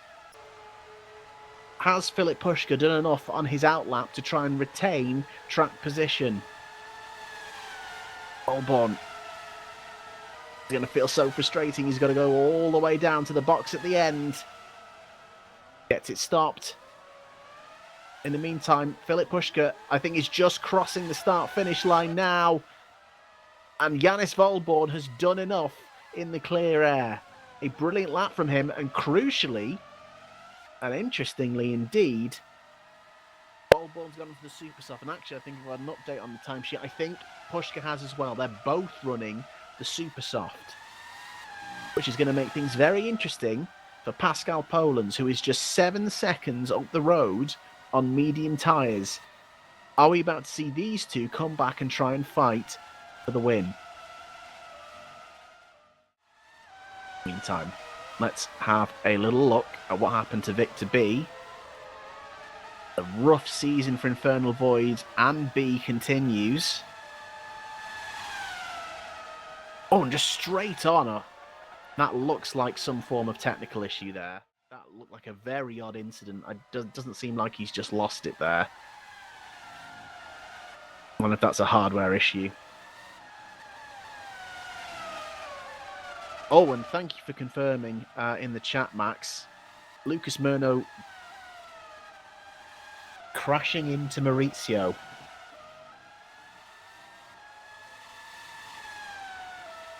At the minute, Lucas Murno down in 5th.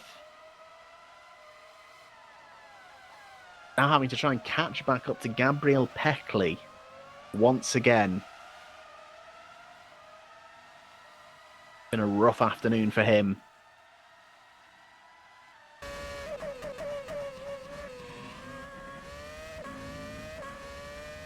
So Peckley now up in 4th. That's an incredible, incredible drive from him so far. Just kept his nose clean, made the right call on tyres for the crossover point. And as it stands, going to try and fight for 4th, but Murno is only 5 seconds back. I imagine after losing his front wing will be on fresh rubber as well. Going to have a little bit of a fight on his hands, but even if Peckley can hang on for top 5, it will be an invaluable, invaluable result for Potenza.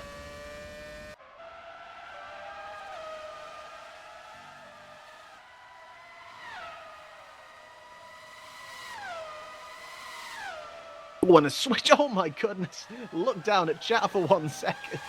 And Daniel Benton Reader trading places rather dramatically with Jendrik Beerhoff. And they touch wheels on the run down. Benton Reader, though, back ahead and up into 12th. But Beerhoff is really not content to let that go. Benton Reader doing that on the harder compound. He's looking to try and get up to Self up ahead. And as I mentioned earlier, if anyone falls from that top 8, another team who is fighting for 6th place in the Constructors will benefit. And with the loss of Victor B, Fernando Labau for Magnum in that heavily upgraded Magnum is now in the last points-paying position, a good 30 seconds up the road from Machado. In the meantime, Beerhoff does get a warning for that contact we just saw with Daniel Benton Reader.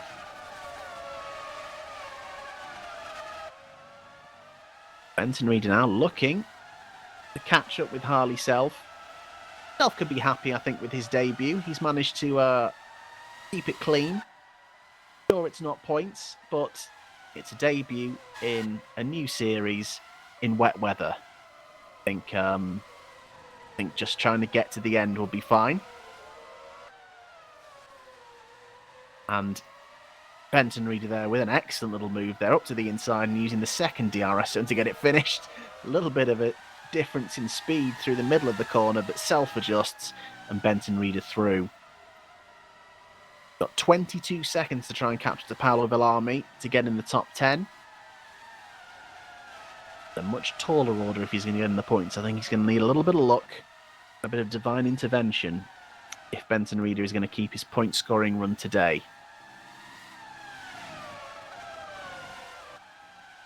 And then we've got a car coming through. I think that's one of the Holland team cars. Blue flags being waved. Oh, it's not. Oh, it is. Poland's, as you can see.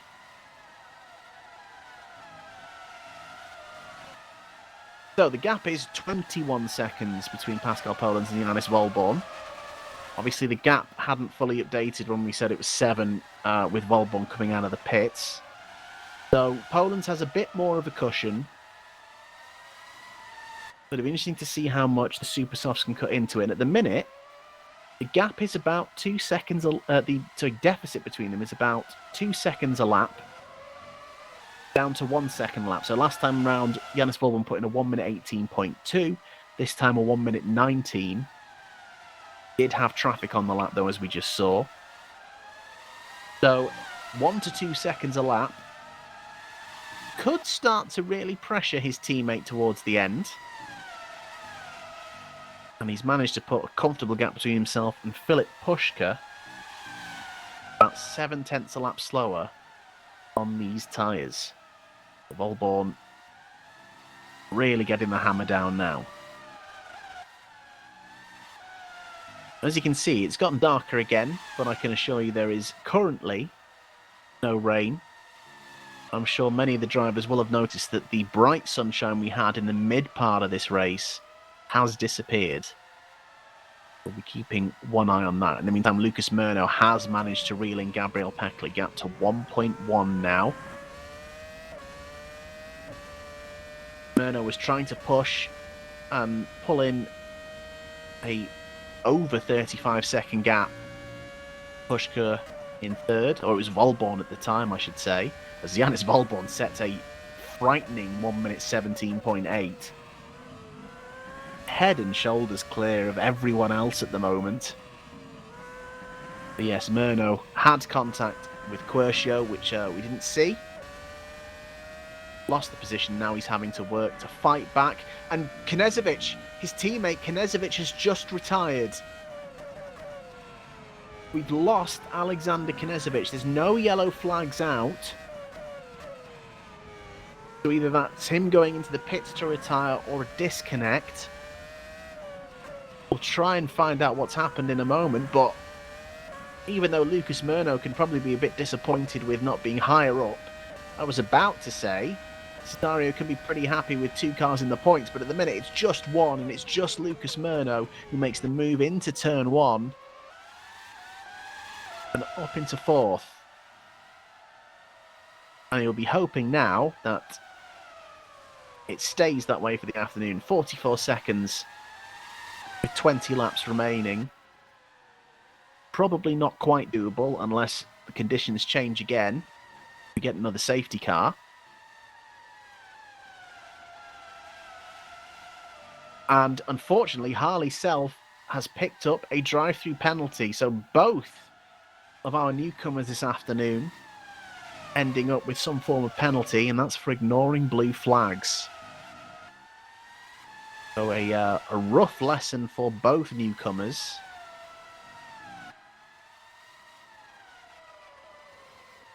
And that's a shame, because Self has been doing quietly okay this afternoon. Not bad for a first attempt. That is going to drop him back a little bit. However, Daniel Bentonreader moves into the top 10. Still a good 40 seconds off points. But, as we've seen, people can drop. We're about to see, I believe, how Alexander Knežević dropped. So, on the run-up to turn 4, and this looks like connection issues, and that is such a shame for Alexander Knežević. So, a disconnect, and that puts him out.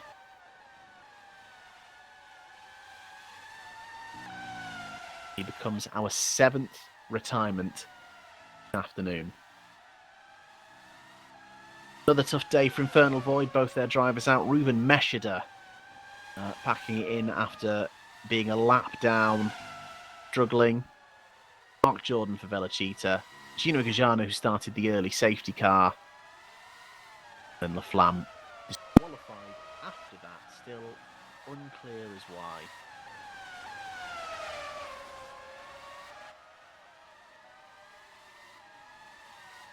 And it does look like Knezovic might have rejoined potentially.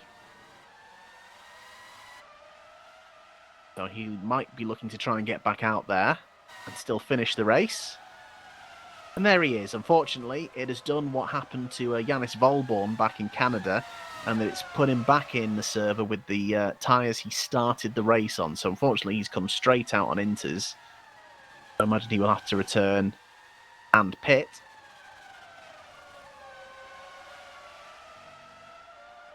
But yeah, one of those things. Reliability is an issue in real racing, and one of the issues in sim racing is the reliability of your equipment. Your wheel, your machine, your internet. It is just one of those things.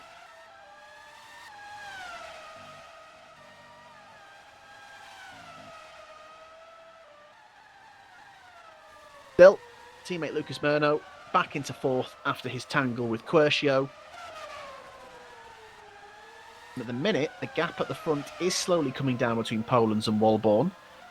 So in a long roundabout way, Holland Racing Team have managed to end up 1-2 once again. The question is, will they fight if Yanis Volborn manages to catch Polands? Because the other question is, will those super softs be okay to the end? I wonder if he and Pushka are looking at doing another stop. Because Murno on the mediums should be okay to the end. But due to his issues, he's now afforded them essentially a free stop, which isn't ideal for Murno. Knezovic, as predicted, in and out, back onto some dry tyres. I think that must be a server issue. I think he's onto the mediums from what I can tell on the timing sheet. But those green wall tyres will turn white in a moment. He's on to the white medium tyre.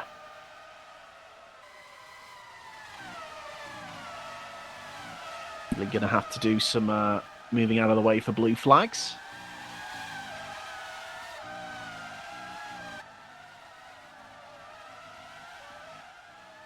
Stands for the constructors this afternoon. It's going to be a great result for Holland Racing Team. For Philip Pushka and SCMM. Pushka came into this afternoon fourth in the standings. Just 1 point behind Pascal Polands, but he is going to lose ground. He is going to make up some ground, though, on Lucas Murno ahead of him. SCMM, they are currently running third in the championship. They are level on points with Better Julia, and this will at least put them the outright third place. And again, also eat a little bit into the gap to Cesario, but Cesario are on 65 points, SCMM on 34. So they have got quite a little bit of a gap to work into.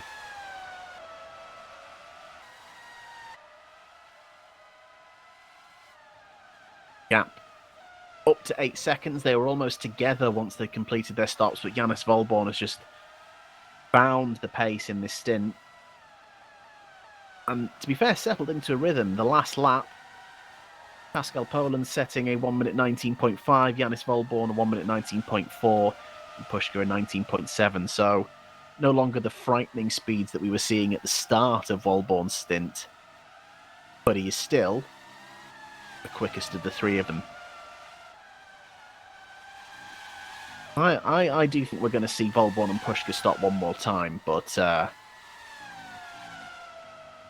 they've got a comfortable gap, Lucas Murno, at the moment.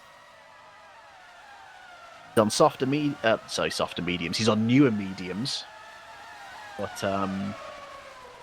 yeah, he's not quite got the tyre deficit or the pace at the minute trouble them, so they could easily do that stop without too much concern.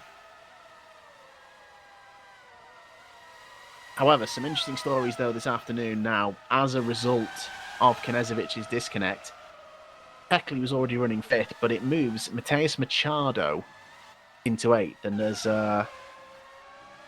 team boss of Infernal Void and Velocita Virtuale, Paul Muller, points out in chat. It will score them a lot of points this afternoon, a really good result for them. In the meantime, Fernando Labau up to 7th for Magnum Motorsports.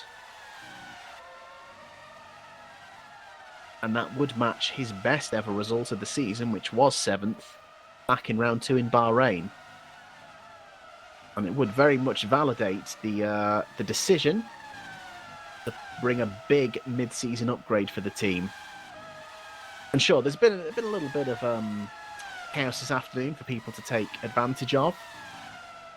But Labau has looked quick this afternoon and performed very, very well indeed. Remember, he qualified 6th. It was an excellent result for him. All he needs to do is keep his nose clean. He's running in a bit of clear air at the moment. Stay out of trouble.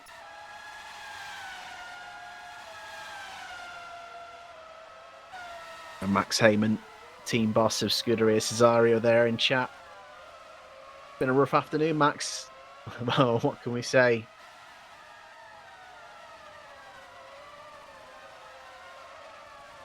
Just bad luck when you've got a disconnect. It is just one of those things.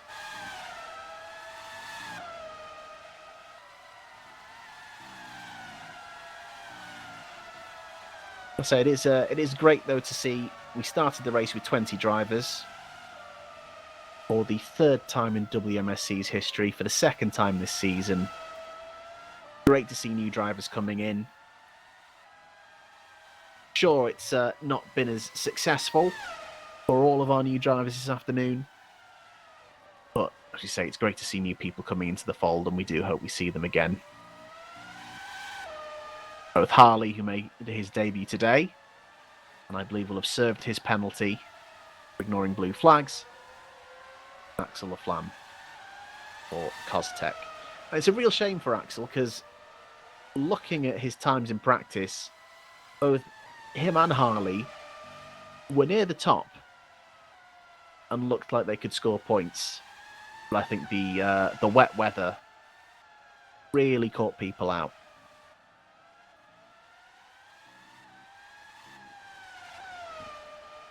And many people might have seen the video put out on my channel earlier in the week, where myself and Robin tried out these cars. What we didn't show you is we did try these cars in wet weather as well. And my goodness, for how grippy they are in the dry, they are incredibly difficult to drive in the wet.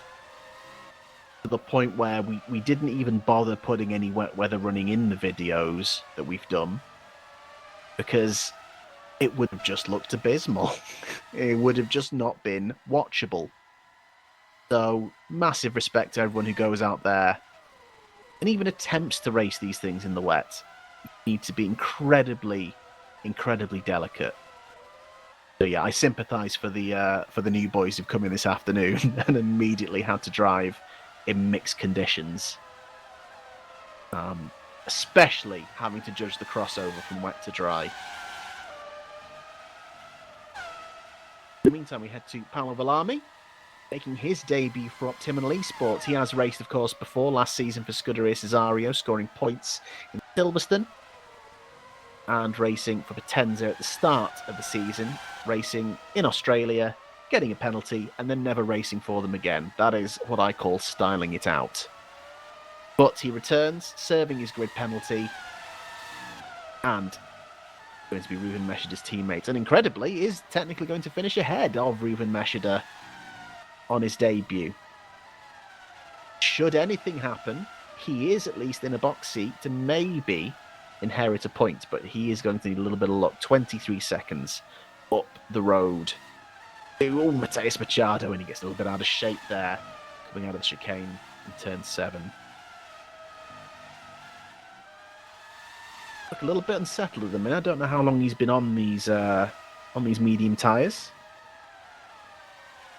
Must admit, we usually, myself and Robin, when it's the pair of us, keep track of when the stops and the tyres, and gotta say, when you're doing it by yourself, we just don't, especially considering how hectic the start of this race was just didn't bother keeping track of the tyre stops this afternoon.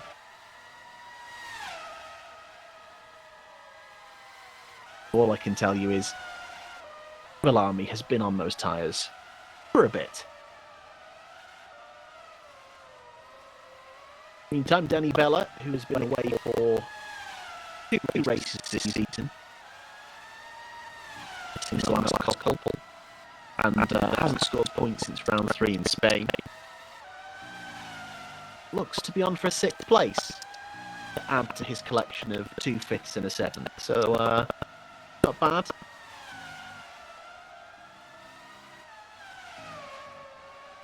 It would be the second time, only the second time this season, he finishes ahead of teammate Daniel Benton Reader. But a solid return for him.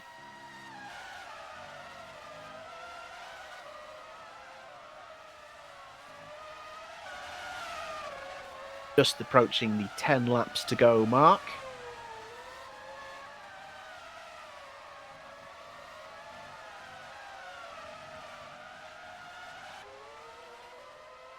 There is Pascal Poland's starting lap number 60. And what it's come down to today for him was essentially making the call during that early safety car to go onto the dry tyres, to risk running while the track was still very, very wet.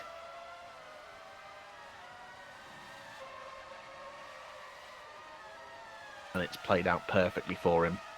Gap is down to 12 seconds between him and Janis Volborn, but it is not coming down at a rate where I think he has to worry. All he has to do is keep it clean to the end.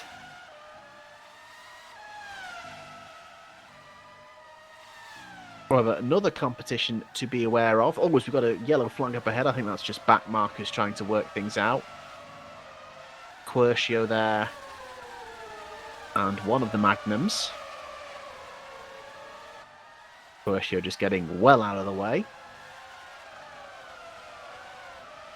Yeah, another competition to be aware of is the fastest lap competition. Now, unlike Formula 1, you do not get a point for fastest lap.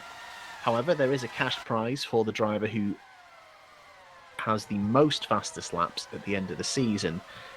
And as it stands, Janis Volborn is about to add a 5th fastest lap of the season to his tally. Getting the fastest lap in Bahrain, Spain, Canada and Belgium. Will add today to his tally, currently with a 1 minute 17.8. Over a second faster than everyone else. Just on the super soft tyres later on. Will be interesting to see if, Volborn or Pushka do come in to duke it out for fastest lap in the last few laps. Like I say, they've essentially got a free stop back to Lucas Murno.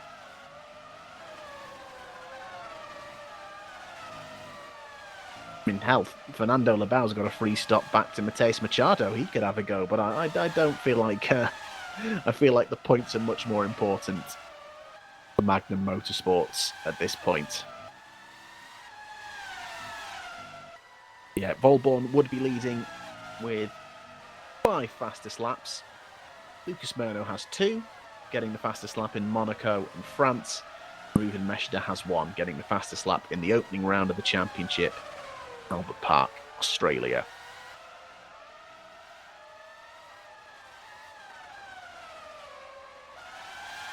Labau out of the way there.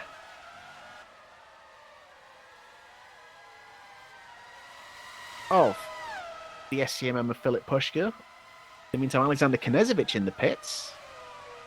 Is he about to jump onto the Super Softs and have a crack at it himself? He's got nothing else to lose. Or indeed gain at this point. Oh, he's in there for a long time, though. This looks like a very long stop indeed. he had an issue somewhere? Has he picked up some damage? Because that looks like Alexander Knezovic is about to disconnect again. It's a tough break for him this afternoon. And now out goes Knezovic, and I wonder if that is him out for good this afternoon. Always appreciate it when drivers come back after disconnecting to carry on, even if that's ruined their race. But yeah, unfortunately, it's just not sorted itself out in the meantime. we've got a car in the wall in the background there. That looked like one of the Magnums. The question is, which one? Is it? Yep, it's Harley Self, unfortunately. And he's missed the pit entry as well. And he's got both wings missing. That was such an odd incident. We could see in the foreground that Quercio was getting out of the way of back markers, but it just seemed like Self went wide, unless he was getting out of the way of cars as well. Just seen his teammate go by. But an odd incident there for Harley Self, and he's going to have to tiptoe it round to keep going. Beerhoff there, you can see in the background, is looking to inherit 11th. But he's just got to tiptoe it and have a little look here. Oh, we just had a moment there. Putting the power down coming out of 13. And it's just snapped him into the wall. And with the lack of downforce, he gets caught on the curb, essentially beaches it and runs wide and misses the entry. And it's an unfortunate comedy of errors there for Harley Self, but he has tiptoed it round nicely. Beerhoff through.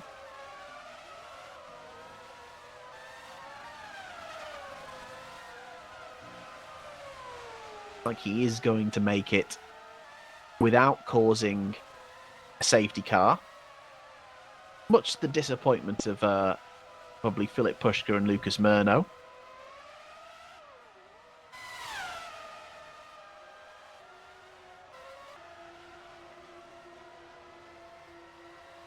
Self hoping we'll get the damage repaired and look to finish his first race.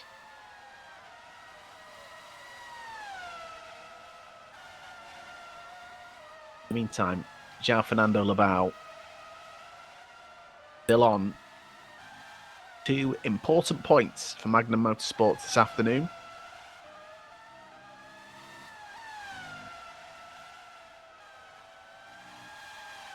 To keep it on the black stuff, he will be okay.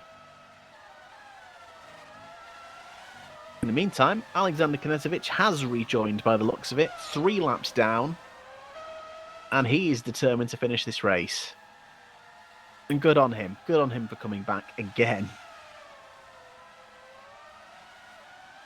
Maybe he will try and run the fastest lap on the Super Softs. Although I think it does reset your fuel once you rejoin. So he may be lumbered with a full tank of fuel. Oh, it seems to have split to the Inters. Yeah, I think he's got a full tank of fuel and Inters again. Deary me. He's having a bit of an afternoon. In the meantime, Quercio in the pits. I think, is this just a tyre change and general update? I think so. He's also stationary for a long time. Oh, and off and running now.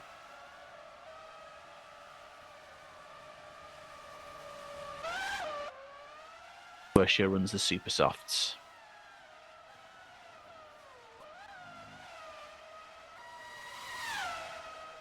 And here comes Knezovic, I imagine, to put on some Super Softs of his own. Have a few flying laps to finish the race.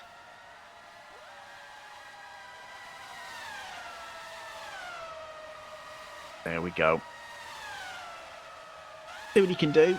Like I say, I imagine his back to default fuel again, but we'll see what happens on his race pace and see if he does snatch a fastest lap point away from Yanis Volborn in the dying seconds.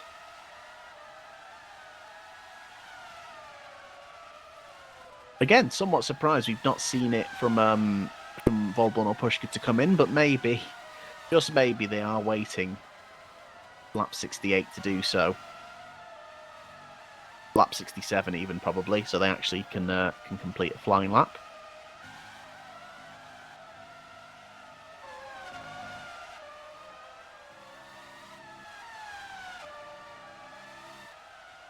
Oh, Lucas Murno, however, he's also got a free pit stop. Didn't factor him into this, so I think he might be doing the same. Murno coming in for, I imagine, Supersofts, and he's going to have a crack at it. And remember, he's already got one fastest lap point this season. Sorry, two even, from Monaco and France. So if he's able to fire one back, that would make it 4-3 between him and Yanis Volborn. And make it a very close fight indeed. So, a little bit of intrigue to finish the race. Been a much quieter second half of the race than it has the first half. I want to thank everyone for sticking with me this afternoon. I really do appreciate it. We will be chatting with the top three after the race before we end the stream. And we will be back in 2 weeks' time, both me and Robin, for Monza, which is going to be a very, very interesting race indeed. We've mentioned the philosophies of these cars is different. And when we've seen Hungary suit Holland Racing Team, Monza will be more suited to SCMM and Cesario. So there could be an interesting change of the order next time out, and that will be a very interesting race. It was a great race last season, and I expect it to be again. And also keep an eye out, if you haven't already, go check out the video where me and Robin try out the WMSC cars. That's on my channel, The Outside Line. And in 2 weeks' time on Robin's channel, STV Gaming, there'll be another video where we continue our test of the WMSC cars, but we pit ourselves against the drivers in WMSC, and we see how far off we actually are. Keep an eye out for that. The Outside Line for us trying out the cars, and STV Gaming in 2 weeks' time ahead of the race at Monza, for us doing a qualifying session and a 1v1 at Manicourt, which was a lot of fun. Yeah. Do subscribe and do go watch that.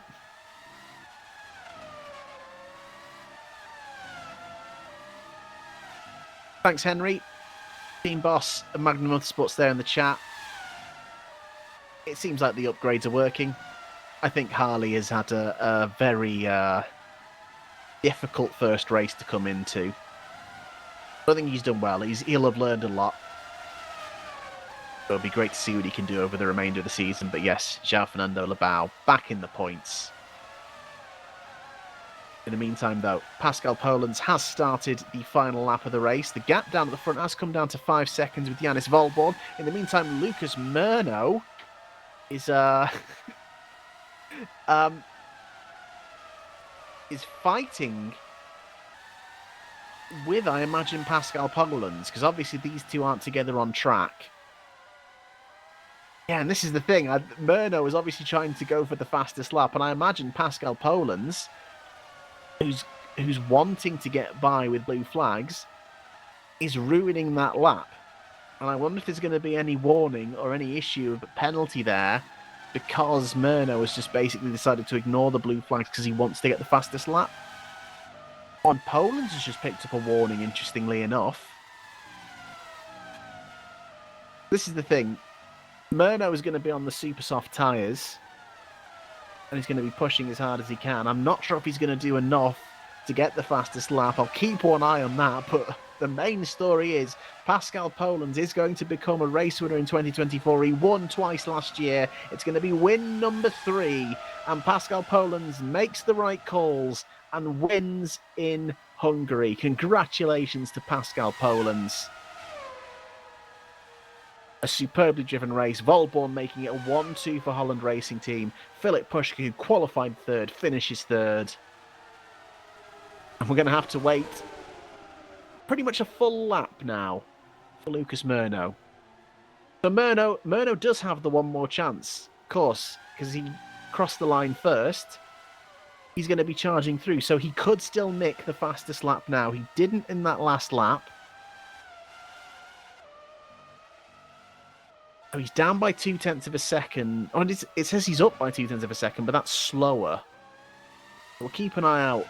The middle sector is going to be the interesting one, because obviously this is where he's got all the grip, and obviously he's light on fuel.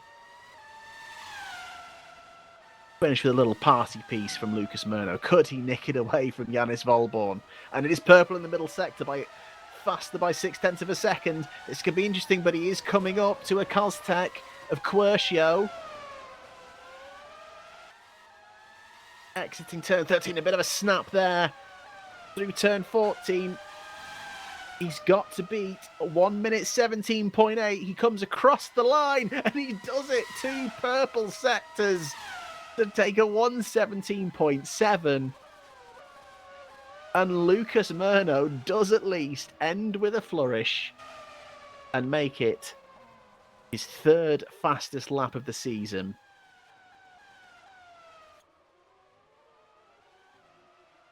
So we will get the winners of the race, the top 3, in to have a chat with us in a moment. But here are the provisional results. Pascal Polens wins from Yanis Volborn.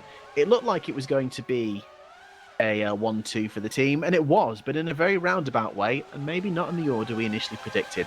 Philip Pushka third ahead of Lucas Murno, who had an eventful afternoon to say the least. An incredible result for Gabriel Peckley and Potenza, and of course his teammate scoring points, a double points finish for Potenza.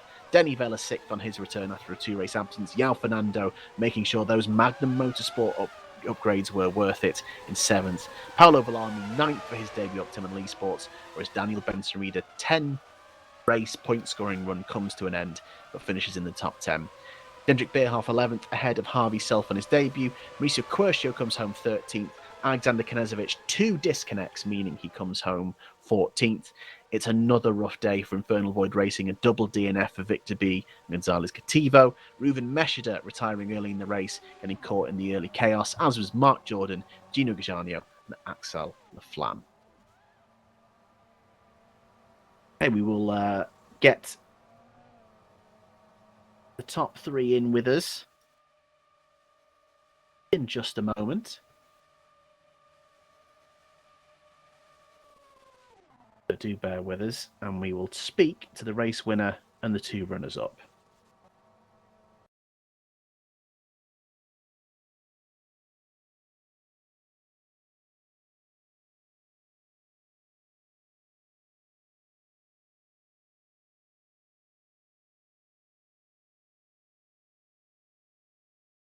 Just grabbing them in now. Like I say, thank you for everyone who stayed with us this afternoon. It has been an interesting race, to say the least, and we will start by speaking to the race winner. Pascal Polens, congratulations. Would you say that a big part of your race win this afternoon came down to making the right choice in terms of when to switch to those dry tyres? Yeah, of course. I mean, it was the basis for all that happened afterwards, and yeah, I think in the end it was the decision that brought me the win, and after that it was just chilling until the race is over. It was a very, very interesting race of 2 halves. The second half, mostly just race management. The first half, complete chaos. What were the conditions like to begin with? In the beginning on the Inters, it was all right, I think, but well, as soon as I switched the tires to the slicks, I don't know if it was on camera, but I almost spun 2 times. And yeah, those 2 moments were really hairy, but apart from that, I think it was pretty decent out there. Yeah, we saw quite a lot of snaps when people made the switch, and obviously you can see on camera when there's quite a defined dry line to begin with. I imagine that makes you quite hesitant to pull overtakes to begin with when you've got to go off into the wet stuff. Is that a real problem if you get the dry tires wet? Yeah, generally it's a big problem because the tires this year, slicks are way worse in wet conditions compared to last year. But here on this track, the pit exit was dry, so you could pull over extremely to the right side, and then you also had a dry piece of track to brake on. So in that case, it was still somewhat manageable to overtake guys on the inters.